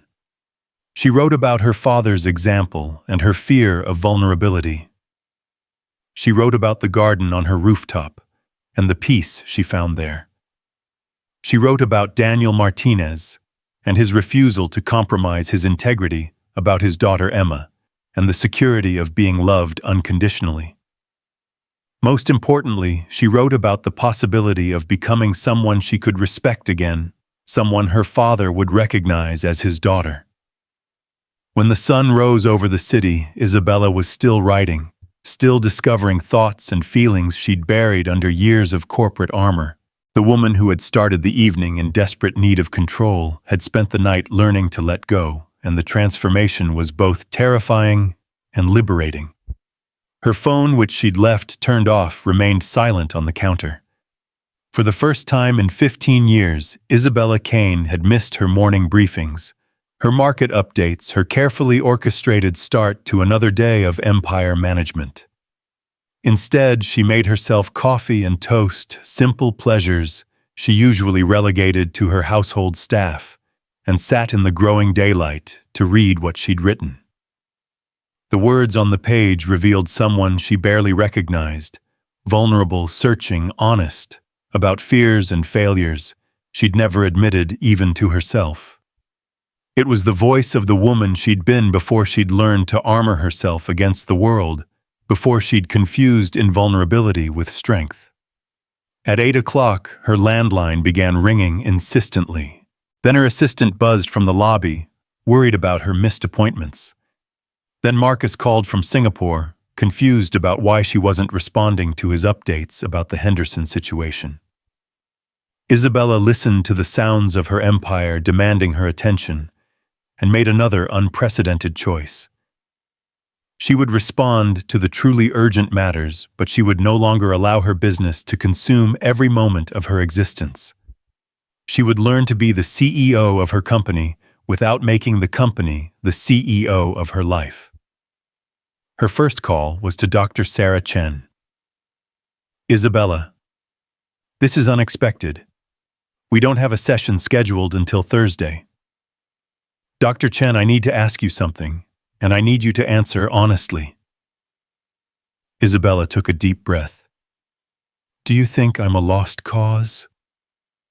The silence on the other end of the line stretched long enough that Isabella wondered if the call had dropped. When Dr. Chen finally spoke, her voice was careful, professional. What's brought on this question, Isabella? I met someone. Someone who saw through all my defenses and called me on my patterns. Someone who refused to let me hide behind my wealth or my achievements. Isabella found herself pacing, energy building as she spoke. And for the first time in years, I remembered what it felt like to be seen as a person rather than a position. That sounds significant. It was significant. It was also terrifying. Isabella stopped pacing, gripping the phone tighter. Dr. Chen, I've spent our entire therapeutic relationship analyzing your questions instead of answering them. I've treated our sessions like strategy meetings rather than opportunities for growth. I've wasted both our time because I was too afraid to be vulnerable. And what's changed? Isabella thought about Daniel's words at dinner, about the way he'd looked at her when she'd shared her story, about the rooftop garden, about the genuine concern in his voice when she'd mentioned her lowest moments. I met someone who wasn't afraid of my vulnerability. Someone who actually seemed to value honesty over performance. Isabella's voice grew stronger. And I realized that if I want to change, really change, I have to stop performing and start being real. Are you ready to be real with me, Isabella? The question hung in the air, an invitation and a challenge rolled into one. Isabella thought about the pages of honest writing scattered across her kitchen table, about the frightening freedom of turning off her phone, about the way Daniel had valued her truth more than her wealth. Yes, she said simply. I'm ready to be real. They scheduled an emergency session for that afternoon, and Isabella hung up feeling something she hadn't experienced in years: hope. Not the strategic optimism she deployed in business negotiations, but genuine hope for the possibility of personal transformation. Her next call was to her assistant. "Rebecca, I need you to clear my schedule for the rest of the day." "But Isabella, you have the Morrison Industries meeting at 10, the quarterly review with the board at 2, and the charity gala preparation meeting at 4. These are all critical." "Rebecca," Isabella interrupted gently, "what would happen if I missed those meetings?" Well, the Morrison meeting could be rescheduled, I suppose. The board meeting might be postponed if you had a genuine emergency. And the charity gala meeting is really just final details that probably don't require your personal attention." Isabella smiled, recognizing the truth she'd been avoiding. Most of what felt urgent wasn't actually critical, and most of what she considered indispensable could actually be handled by the competent people she'd hired. "Please reschedule what can be rescheduled and delegate what can be delegated. If there are genuine emergencies that only I can handle, forward them to my personal line. But Rebecca, I want you to really think about whether something qualifies as a genuine emergency before you interrupt me." After handling the most pressing business matters, which took less than an hour, and proved that most of her daily crises were manufactured urgency rather than actual necessity, Isabella found herself with something she hadn't possessed in years: unstructured time.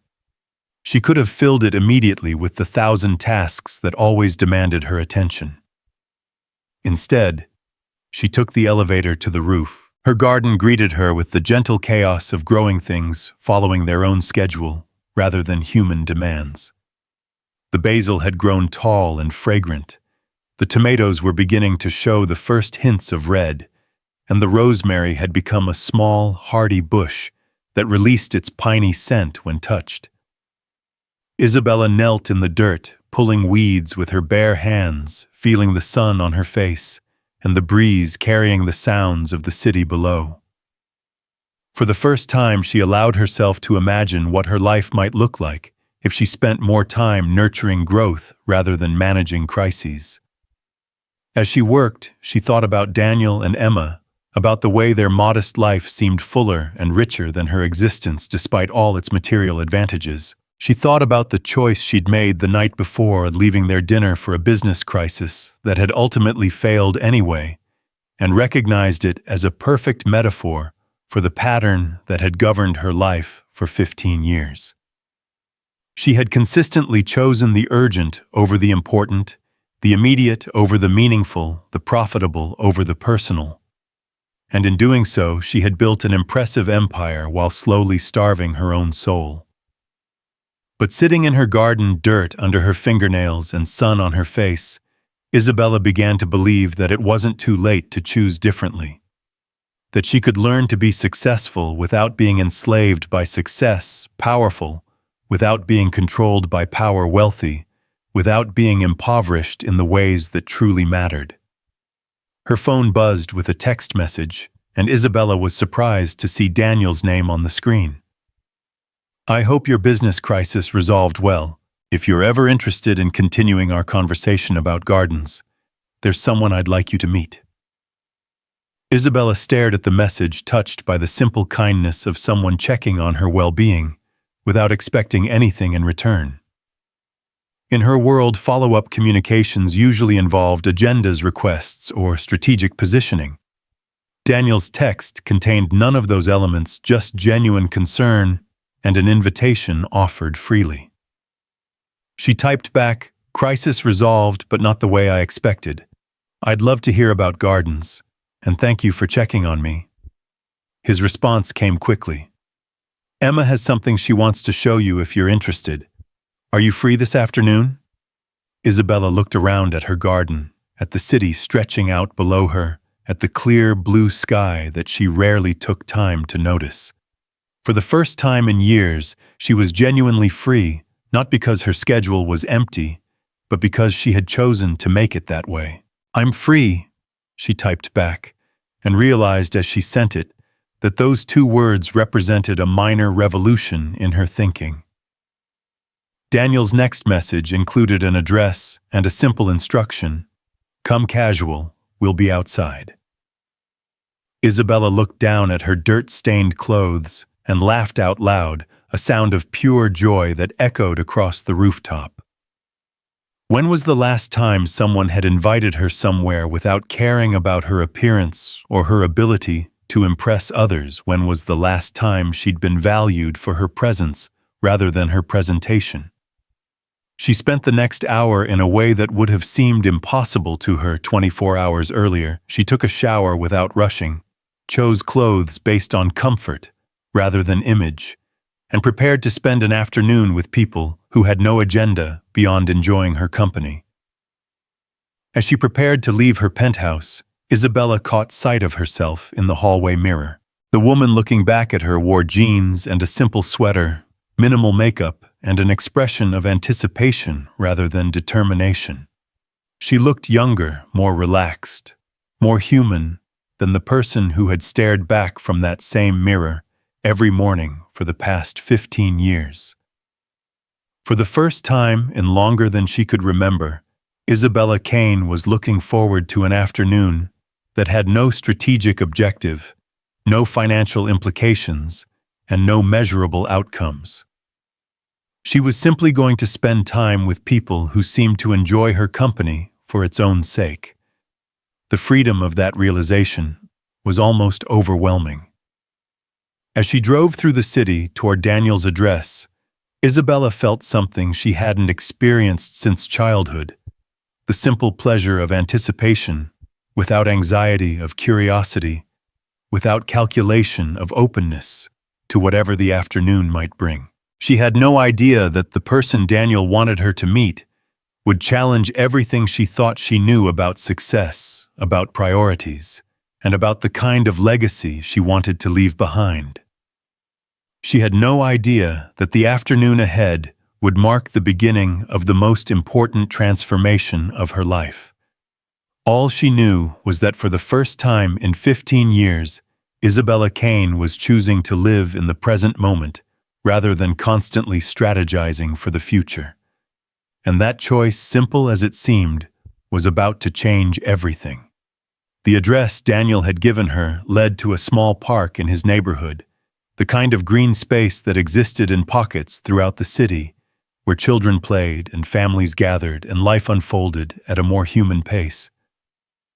Isabella found a parking space and walked toward a playground, where she could see Daniel pushing a young girl on a swing.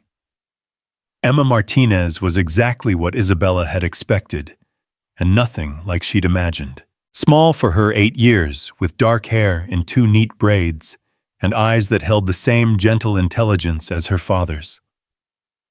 But it was her expression of pure joy as she swung higher and higher that caught Isabella's breath. Here was a child who was completely present in her moment, who found genuine delight in the simple pleasure of flying through the air on a sunny afternoon. "Higher, Daddy, I want to touch the clouds." Daniel laughed, his whole face transforming with the sound. "I think you'd need a longer swing for that little mermaid." "Then we'll build one. We'll build the longest swing in the world and charge people $1 to ride it and give all the money to ocean conservation." Isabella found herself smiling as she approached them, charmed by Emma's combination of childhood wonder and earnest social consciousness. This was what Daniel had been protecting when he'd refused her money, not just his daughter's physical welfare, but her innocent belief that problems could be solved with creativity and goodwill, that success meant making the world better rather than simply accumulating wealth. "Emma," Daniel called as he saw Isabella approaching. "There's someone I'd like you to meet." Emma Martinez slowed her swing as the woman approached, her 8-year-old instincts immediately cataloging details with the precision that made her such a gifted student. The lady was pretty, Emma decided, but in a different way than the moms she knew from school. She looked like someone who spent a lot of time indoors, and her clothes were nice but seemed uncomfortable, like she wasn't used to being in a park. Emma, this is Ms. Isabella, Daniel said as he helped his daughter down from the swing. She's the friend I told you about, the one who has the rooftop garden. Isabella felt a flutter of nervousness as Emma studied her with the direct, unguarded gaze that children possessed before the world taught them to be polite rather than honest.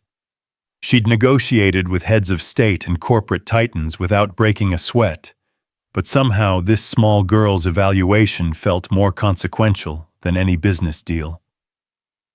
"Hi," Emma said simply, then tilted her head thoughtfully. "Daddy says you grow things on your roof. That's really smart, because cities don't have enough green spaces for proper carbon dioxide processing." Isabella blinked, surprised by the sophisticated vocabulary delivered in such a matter-of-fact tone. Yes, exactly right. Though I hadn't thought about it in terms of carbon dioxide processing." Emma's face lit up with the enthusiasm that Daniel had described. Most people don't think about the environmental impact of urban development. But plants are like the lungs of the city. They breathe in what we breathe out. So rooftop gardens are basically giving buildings the ability to breathe better. That's a beautiful way to think about it, Isabella said, and meant it. She found herself crouching down to Emma's eye level, drawn by the child's obvious passion. "What other environmental projects are you interested in?" "Ocean conservation primarily," Emma said, with the seriousness of someone discussing a career rather than a childhood interest. "Coral reef restoration, plastic waste reduction, and sustainable fishing practices. Also marine mammal protection, especially dolphins and whales." Isabella looked up at Daniel, who was watching their interaction with a mixture of pride and amusement. "She's quite remarkable." "She gets that from her mother," Daniel said softly, and Isabella caught the note of love and loss in his voice. Emma seemed to catch it too because she moved closer to her father and slipped her hand into his. It was such a natural gesture of comfort and connection that Isabella felt something twist in her chest. Not jealousy exactly, but a profound recognition of what she had never experienced and might never have. "Ms. Isabella," Emma said, her voice taking on the careful tone children used when they were about to ask something important. "Daddy says you're very successful. What does that mean to you?" The question caught Isabella completely off guard. In boardrooms, success was measured in quarterly reports and market share. At charity galas, it was gauged by the size of donations and the prominence of connections. But looking into Emma's earnest brown eyes, Isabella found herself searching for an honest answer rather than a diplomatic one. "That's a very good question," Isabella said finally. "I used to think success meant building something big and important, making lots of money, and having people respect your achievements. And now—" Isabella glanced at Daniel, who was listening with quiet intensity. "Now I'm not so sure. I've built something big and made lots of money, but I don't think I've been very successful at the things that really matter." Emma nodded as if this made perfect sense. "Like what things?" "Like being happy. Like having people who care about me for who I am instead of what I can do for them. Like making a difference in ways that matter more than just profit." Isabella paused, surprised by her own honesty. "Like being the kind of person a little girl would want to grow up to be." Emma considered this seriously. "Do you want to be that kind of person?" "Yes," Isabella said, and realized as she spoke that it was the truest thing she'd said in years. "I do." "Then you can be," Emma said with the simple confidence that belonged to childhood. "People change all the time. Caterpillars become butterflies, tadpoles become frogs, and sad people can become happy people if they work at it." Isabella felt tears prick her eyes at the profound simplicity of Emma's wisdom. "Is it really that easy?" Emma shrugged. "Easy is different from simple.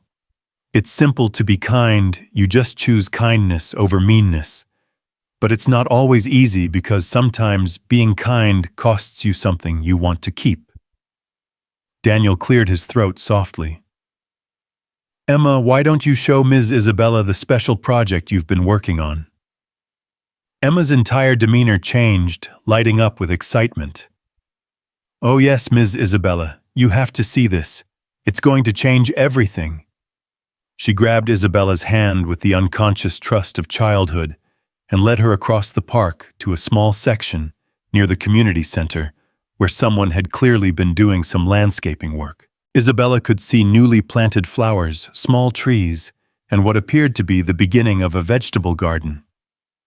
This is our community sustainability project, Emma announced proudly. We're turning this unused space into a place where families can grow their own food and learn about environmental conservation. Isabella looked around the modest plot with growing interest.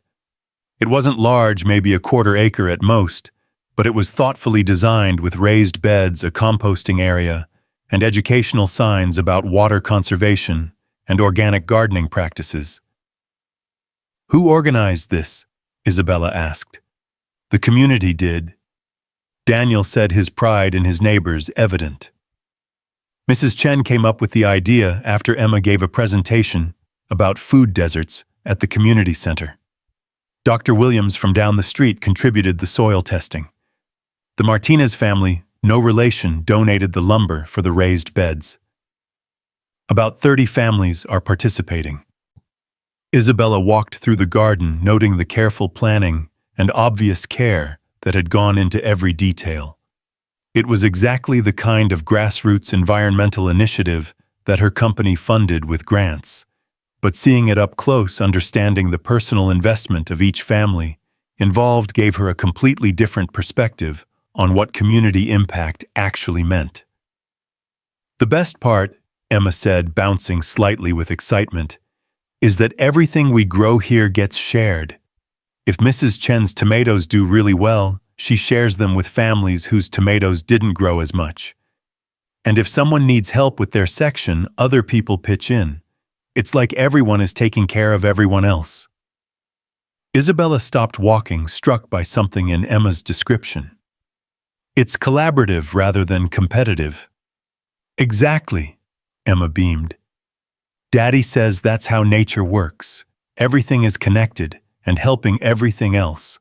Trees share nutrients through their root systems, bees help flowers reproduce, and even predators help keep ecosystems balanced. Competition is important, but cooperation is what makes systems really thrive.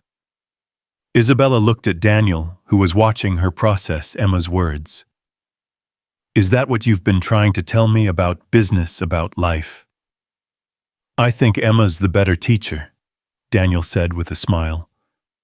But yes, there's a difference between healthy competition that drives innovation and the kind of ruthless approach that destroys the very communities you're supposed to be serving.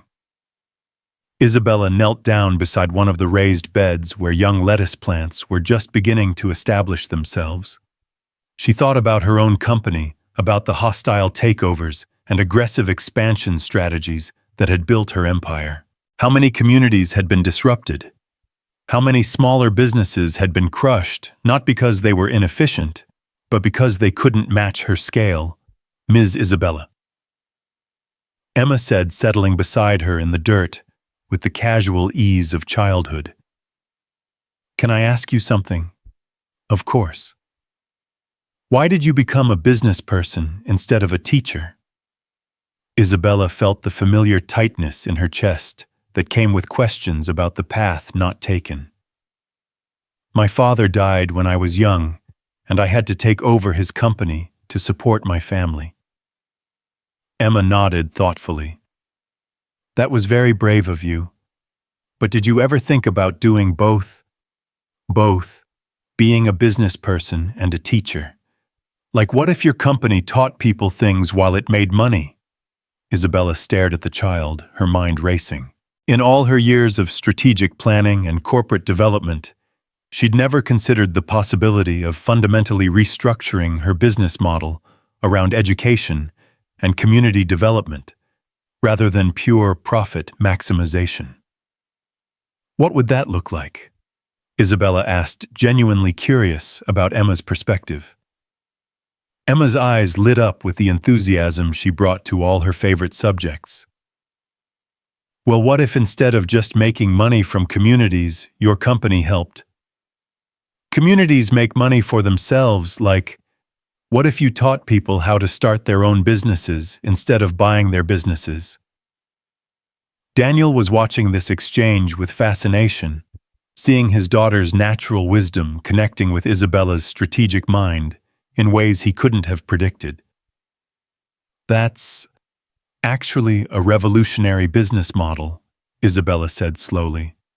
Instead of acquiring market share, you'd be developing market capacity.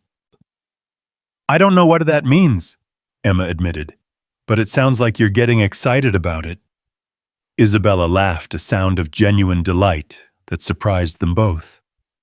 I am getting excited about it. You may have just solved a problem I've been working on for years without realizing it. What problem? Isabella looked around the community garden at the evidence of what people could accomplish when they worked together toward shared goals rather than competing for limited resources. How to be successful in a way that actually makes the world better instead of just making me richer. Emma nodded, as if this was the most obvious thing in the world. Daddy always says that the best solutions are the ones where everybody wins. Your daddy is a very wise man. He is, Emma agreed cheerfully. He's also the best daddy in the world, but I might be biased about that part. Isabella felt a pang of longing so sharp it almost took her breath away. What would it feel like to be loved that unconditionally? To be someone's best, simply by virtue of showing up consistently with love and care? Emma, she said carefully, what makes someone the best daddy in the world? Emma considered this question with the seriousness she brought to all important topics. He always keeps his promises. He listens when I have big feelings. He reads to me every night, even when he's really tired. He teaches me things that help me understand the world. And he loves me exactly the way I am, even when I make mistakes. Isabella glanced at Daniel, who had turned slightly away, clearly moved by his daughter's assessment. Those are very important qualities. The most important, Emma confirmed. Money is nice and stuff is nice, but love is what makes you feel safe enough to be brave. The simplicity of the statement hit Isabella like a physical blow. Love is what makes you feel safe enough to be brave. How long had it been since she'd felt truly safe? How long since she'd been brave enough to be vulnerable to take risks that mattered more than profit margins? Emma, Isabella said, an idea beginning to form. How would you like to help me with a project? Emma's eyes widened with interest. What kind of project? Isabella looked around the community garden, then at Daniel, then back at Emma's eager face. What if we could create more places like this? What if we could help communities all over the country start their own sustainability projects? That would be amazing. Emma bounced slightly. But how thus? Isabella felt her strategic mind engaging with something that felt entirely different from her usual business planning. This wasn't about market domination or competitive advantage. This was about figuring out how to use her resources and connections to amplify what communities were already doing for themselves. What if my company started a division that provided grants and education for community environmental projects? Not to control them or own them, but to help them succeed. Daniel was staring at her now, and Isabella could see both admiration and caution in his expression. That would be a major shift in your business model. It would be a major shift in everything, Isabella agreed. But Emma's right, the best solutions are the ones where everybody wins. And I'm tired of solutions that only benefit me. Emma clapped her hands together. Could we start with ocean conservation projects? Because the oceans really need help, and coastal communities could probably teach big companies a lot about sustainable fishing and marine protection. Isabella found herself laughing again, delighted by Emma's immediate connection between global environmental needs and local community expertise. You would make an excellent consultant, Emma Martinez. What's a consultant? Someone who helps other people solve problems by asking good questions and sharing knowledge. Emma nodded approvingly. I like asking questions, and I know a lot about oceans. I've noticed, Isabella said. Would you be interested in being my first consultant on this project? Emma looked at her father for permission, and Daniel nodded, though Isabella could see he was still processing the implications of what she was proposing. I would love to be your consultant, Emma said formally, then broke into a grin. This is going to be so much fun. As they walked back through the park, Emma chattering excitedly about marine conservation strategies and community engagement approaches, Isabella felt something she hadn't experienced in years, genuine excitement about work that felt like purpose rather than just profit. Daniel, she said, as Emma ran ahead to investigate something interesting she'd spotted near the playground. Are you sure about this? What I'm talking about would be a massive undertaking. It would require restructuring significant portions of my company, potentially alienating shareholders who are invested in the current profit model. Daniel stopped walking and looked at her directly. Isabella, are you asking for my permission or my opinion? I'm asking what you think about the idea of someone like me trying to change fundamental patterns that have been successful for 15 years. Daniel was quiet for a moment, watching Emma examine a caterpillar she'd found on a leaf. I think, he said finally, that the fact that you're asking that question means you're already changing. The Isabella Kane who offered me $1 million for one night wouldn't have considered whether her success was worth the cost. She wouldn't have spent an afternoon in a community garden listening to an 8-year-old talk about environmental conservation. She wouldn't have turned off her phone to sit in dirt and think about what really matters. Isabella felt tears threaten again. What if I can't do it? What if I try to change and just end up making everything worse? Then you try again. You adjust your approach, you learn from what didn't work, and you keep moving toward the person you want to become. Daniel's voice was gentle but certain. Emma's right about people changing, Isabella. It's not always easy, but it's always possible if you're willing to do the work. Emma came running back with the caterpillar carefully cupped in her hands. Look, it's getting ready to make its chrysalis. In a few weeks, it'll be a completely different creature. Isabella looked at the small caterpillar, struck by the metaphor. Do you think it's scary for them, the transformation? Emma considered this seriously. Maybe a little. But I think they must know that what they're becoming is worth what they have to give up. As they said goodbye that afternoon, Emma hugged Isabella with the spontaneous affection of childhood, and Isabella felt something crack open in her chest, not painfully, but like a seed splitting to allow new growth. I'll call you about the consultant job, Isabella promised. I'll start making lists of ocean conservation groups that might want to partner with us. Emma replied with the seriousness of someone who took their professional responsibilities seriously. Driving home through the city, Isabella felt the weight of decision settling around her like a familiar coat. But this time the weight felt different, not the crushing burden of impossible choices, but the substantial heft of meaningful purpose. Over the following weeks, Isabella began the complex work of transformation. She started attending her therapy sessions with Dr. Chen in earnest, finally allowing herself to be vulnerable about the loneliness and fear that had driven so many of her decisions. She restructured her daily schedule to include time for reflection and planning that wasn't tied to immediate profit objectives.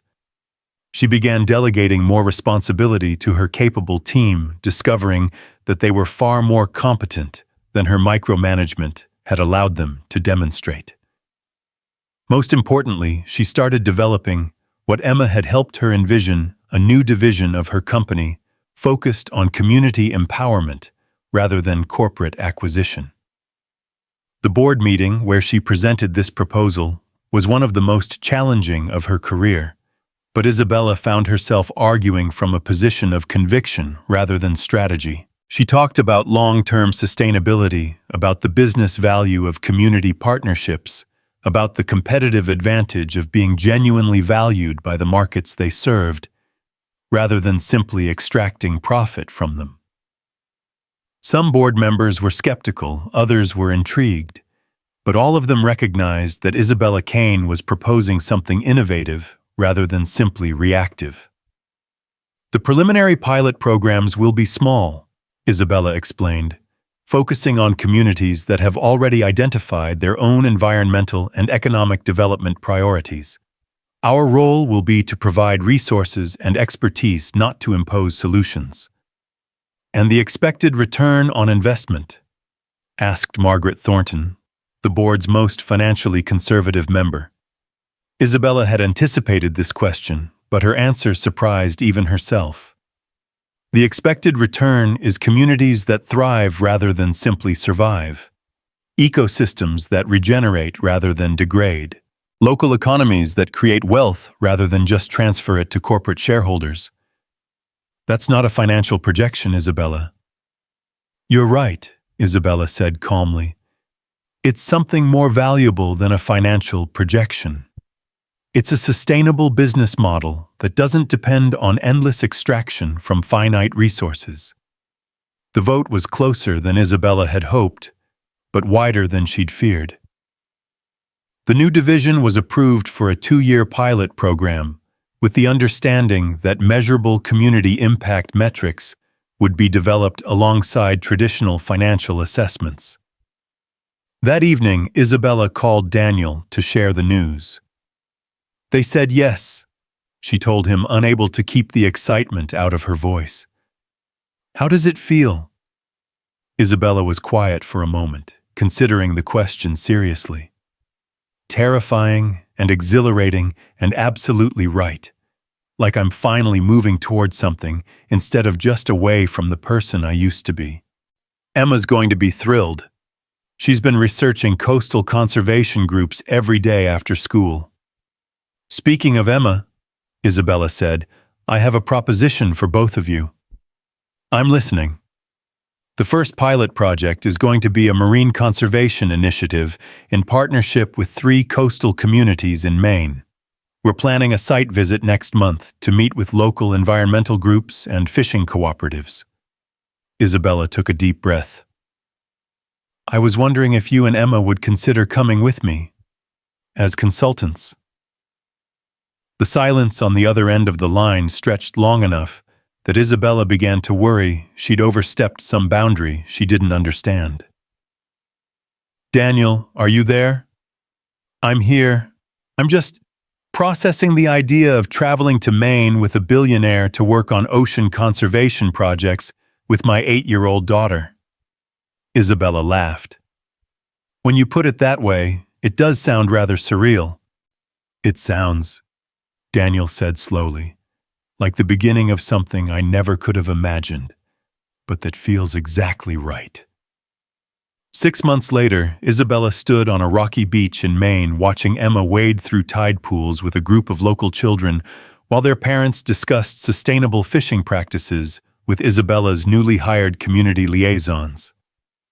The pilot project had exceeded every metric they'd established, but more importantly, it had proven that business success and community empowerment could be genuinely complementary rather than fundamentally oppositional. Daniel joined her on the rocks, handing her a cup of coffee from the thermos they'd brought. Penny for your thoughts, he said. Isabella sipped the coffee, watching Emma carefully examine a hermit crab before gently returning it to its pool. I was thinking about transformation, about how the scariest changes often turn out to be the most necessary ones. Any regrets? Isabella considered the question seriously. Over the past 6 months, her company's stock price had experienced some volatility as investors adjusted to her new strategic direction. Some longtime business relationships had become strained as partners struggled to understand her shift from aggressive expansion to collaborative development.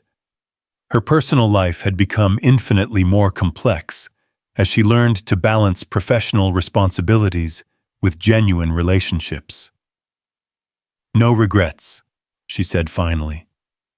"Though I have to admit there are moments when the old way of doing things seems simpler. Simpler isn't always better." "No," Isabella agreed, watching Emma help a younger child identify different types of seaweed. "It's not." Daniel was quiet for a moment, and Isabella could sense him choosing his words carefully. "Isabella, can I ask you something?" "Of course." "What do you want? Not for your company or for the communities you're working with, but for yourself personally." The question caught Isabella off guard, partly because Daniel rarely asked directly personal questions, but mostly because she realized she had an answer that had nothing to do with achievement or acquisition. "I want to be someone Emma would choose to spend time with when she's an adult," Isabella said slowly. "I want to be someone who contributes more to the world than she takes from it. I want to sleep well at night, knowing that my choices are making tomorrow better than today for people I'll never meet." Daniel smiled. "Those are good ones. What about you? What do you want?" Daniel looked out at the ocean, then at Emma, then at Isabella. "I want Emma to grow up in a world where people like you are making decisions about how resources get used. I want her to believe that adults can change when they realize their choices aren't serving the greater good. I want her to see that integrity and success can coexist." And personally, Daniel's smile became more tentative. "Personally, I want to keep getting to know the person you're becoming. I want to see where this transformation leads. I want to be part of whatever comes next, if you'll have me." Isabella felt her heart skip in a way that had nothing to do with business negotiations or strategic planning. "Are you saying what I think you're saying? I'm saying that somewhere between refusing your $1 million and watching you revolutionize your approach to business, I've developed feelings for you that go beyond friendship or professional collaboration." Isabella set down her coffee cup and turned to face Daniel fully. "Even though I'm probably going to make mistakes as I figure out how to be a different kind of person, even though my world is complicated and messy and likely to stay that way for the foreseeable future. Especially because of those things," Daniel said.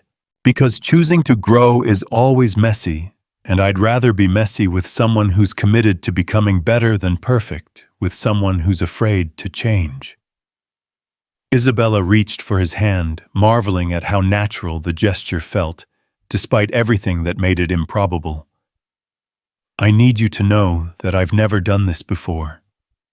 Dating someone, caring about someone, building a relationship that isn't based on what I can provide professionally. I know. We'll figure it out together." "And Emma, how does she feel about the possibility of me being around more often?" Daniel glanced toward the tide pools where Emma was now leading an impromptu educational session about marine ecosystems for a group of fascinated children and adults.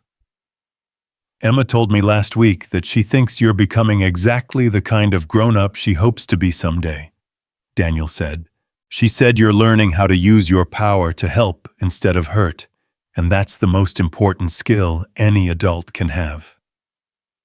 Isabella felt tears slide down her cheeks, but for the first time in years, they were tears of joy rather than exhaustion or loneliness. "Ms. Isabella, Daddy." Emma's voice carried across the beach as she ran toward them, her hands cupped around something precious. "You have to see this. I found a baby starfish." As Emma showed them her discovery, chattering excitedly about starfish regeneration and ocean conservation, Isabella realized that this moment standing on a rocky beach with a man who valued her growth over her wealth and a child who believed in her potential to be better, this was what success actually felt like.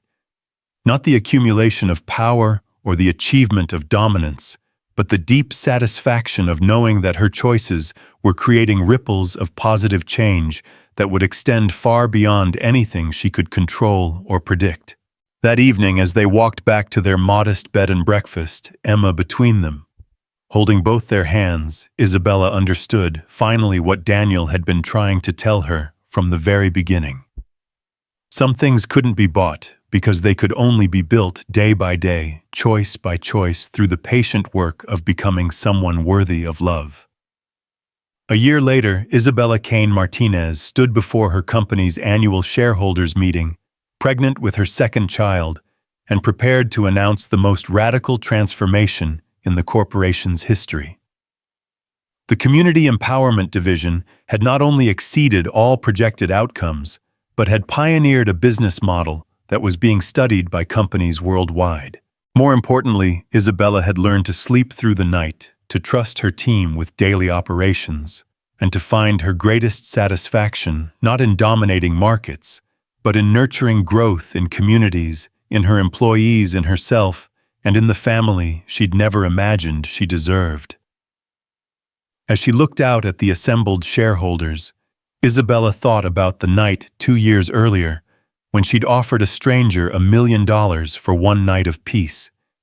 She'd been seeking something money couldn't buy, and instead she'd found something infinitely more valuable, the courage to become someone she could respect, love that was given freely rather than purchased, and the profound satisfaction of using her resources to help others write their own stories of transformation. Daniel, sitting in the front row with Emma and baby Carlos, caught her eye and smiled. Emma, now 10 and more passionate than ever about marine conservation, gave her a thumbs up. And Isabella Kane Martinez, former corporate raider turned community developer, began her presentation with words she never could have imagined saying, "Today I want to talk about what happens when we measure success, not by what we can extract from the world, but by what we can help grow." The woman who had once believed that everything had a price had learned the most valuable lesson of all the things that truly mattered: love, integrity, purpose, community could never be bought. They could only be chosen, cultivated, and shared, one relationship at a time, one decision at a time, one day at a time. And for Isabella Kane Martinez, mother, wife, CEO, and gardener of both rooftops and communities, that was the only kind of success that had ever really mattered.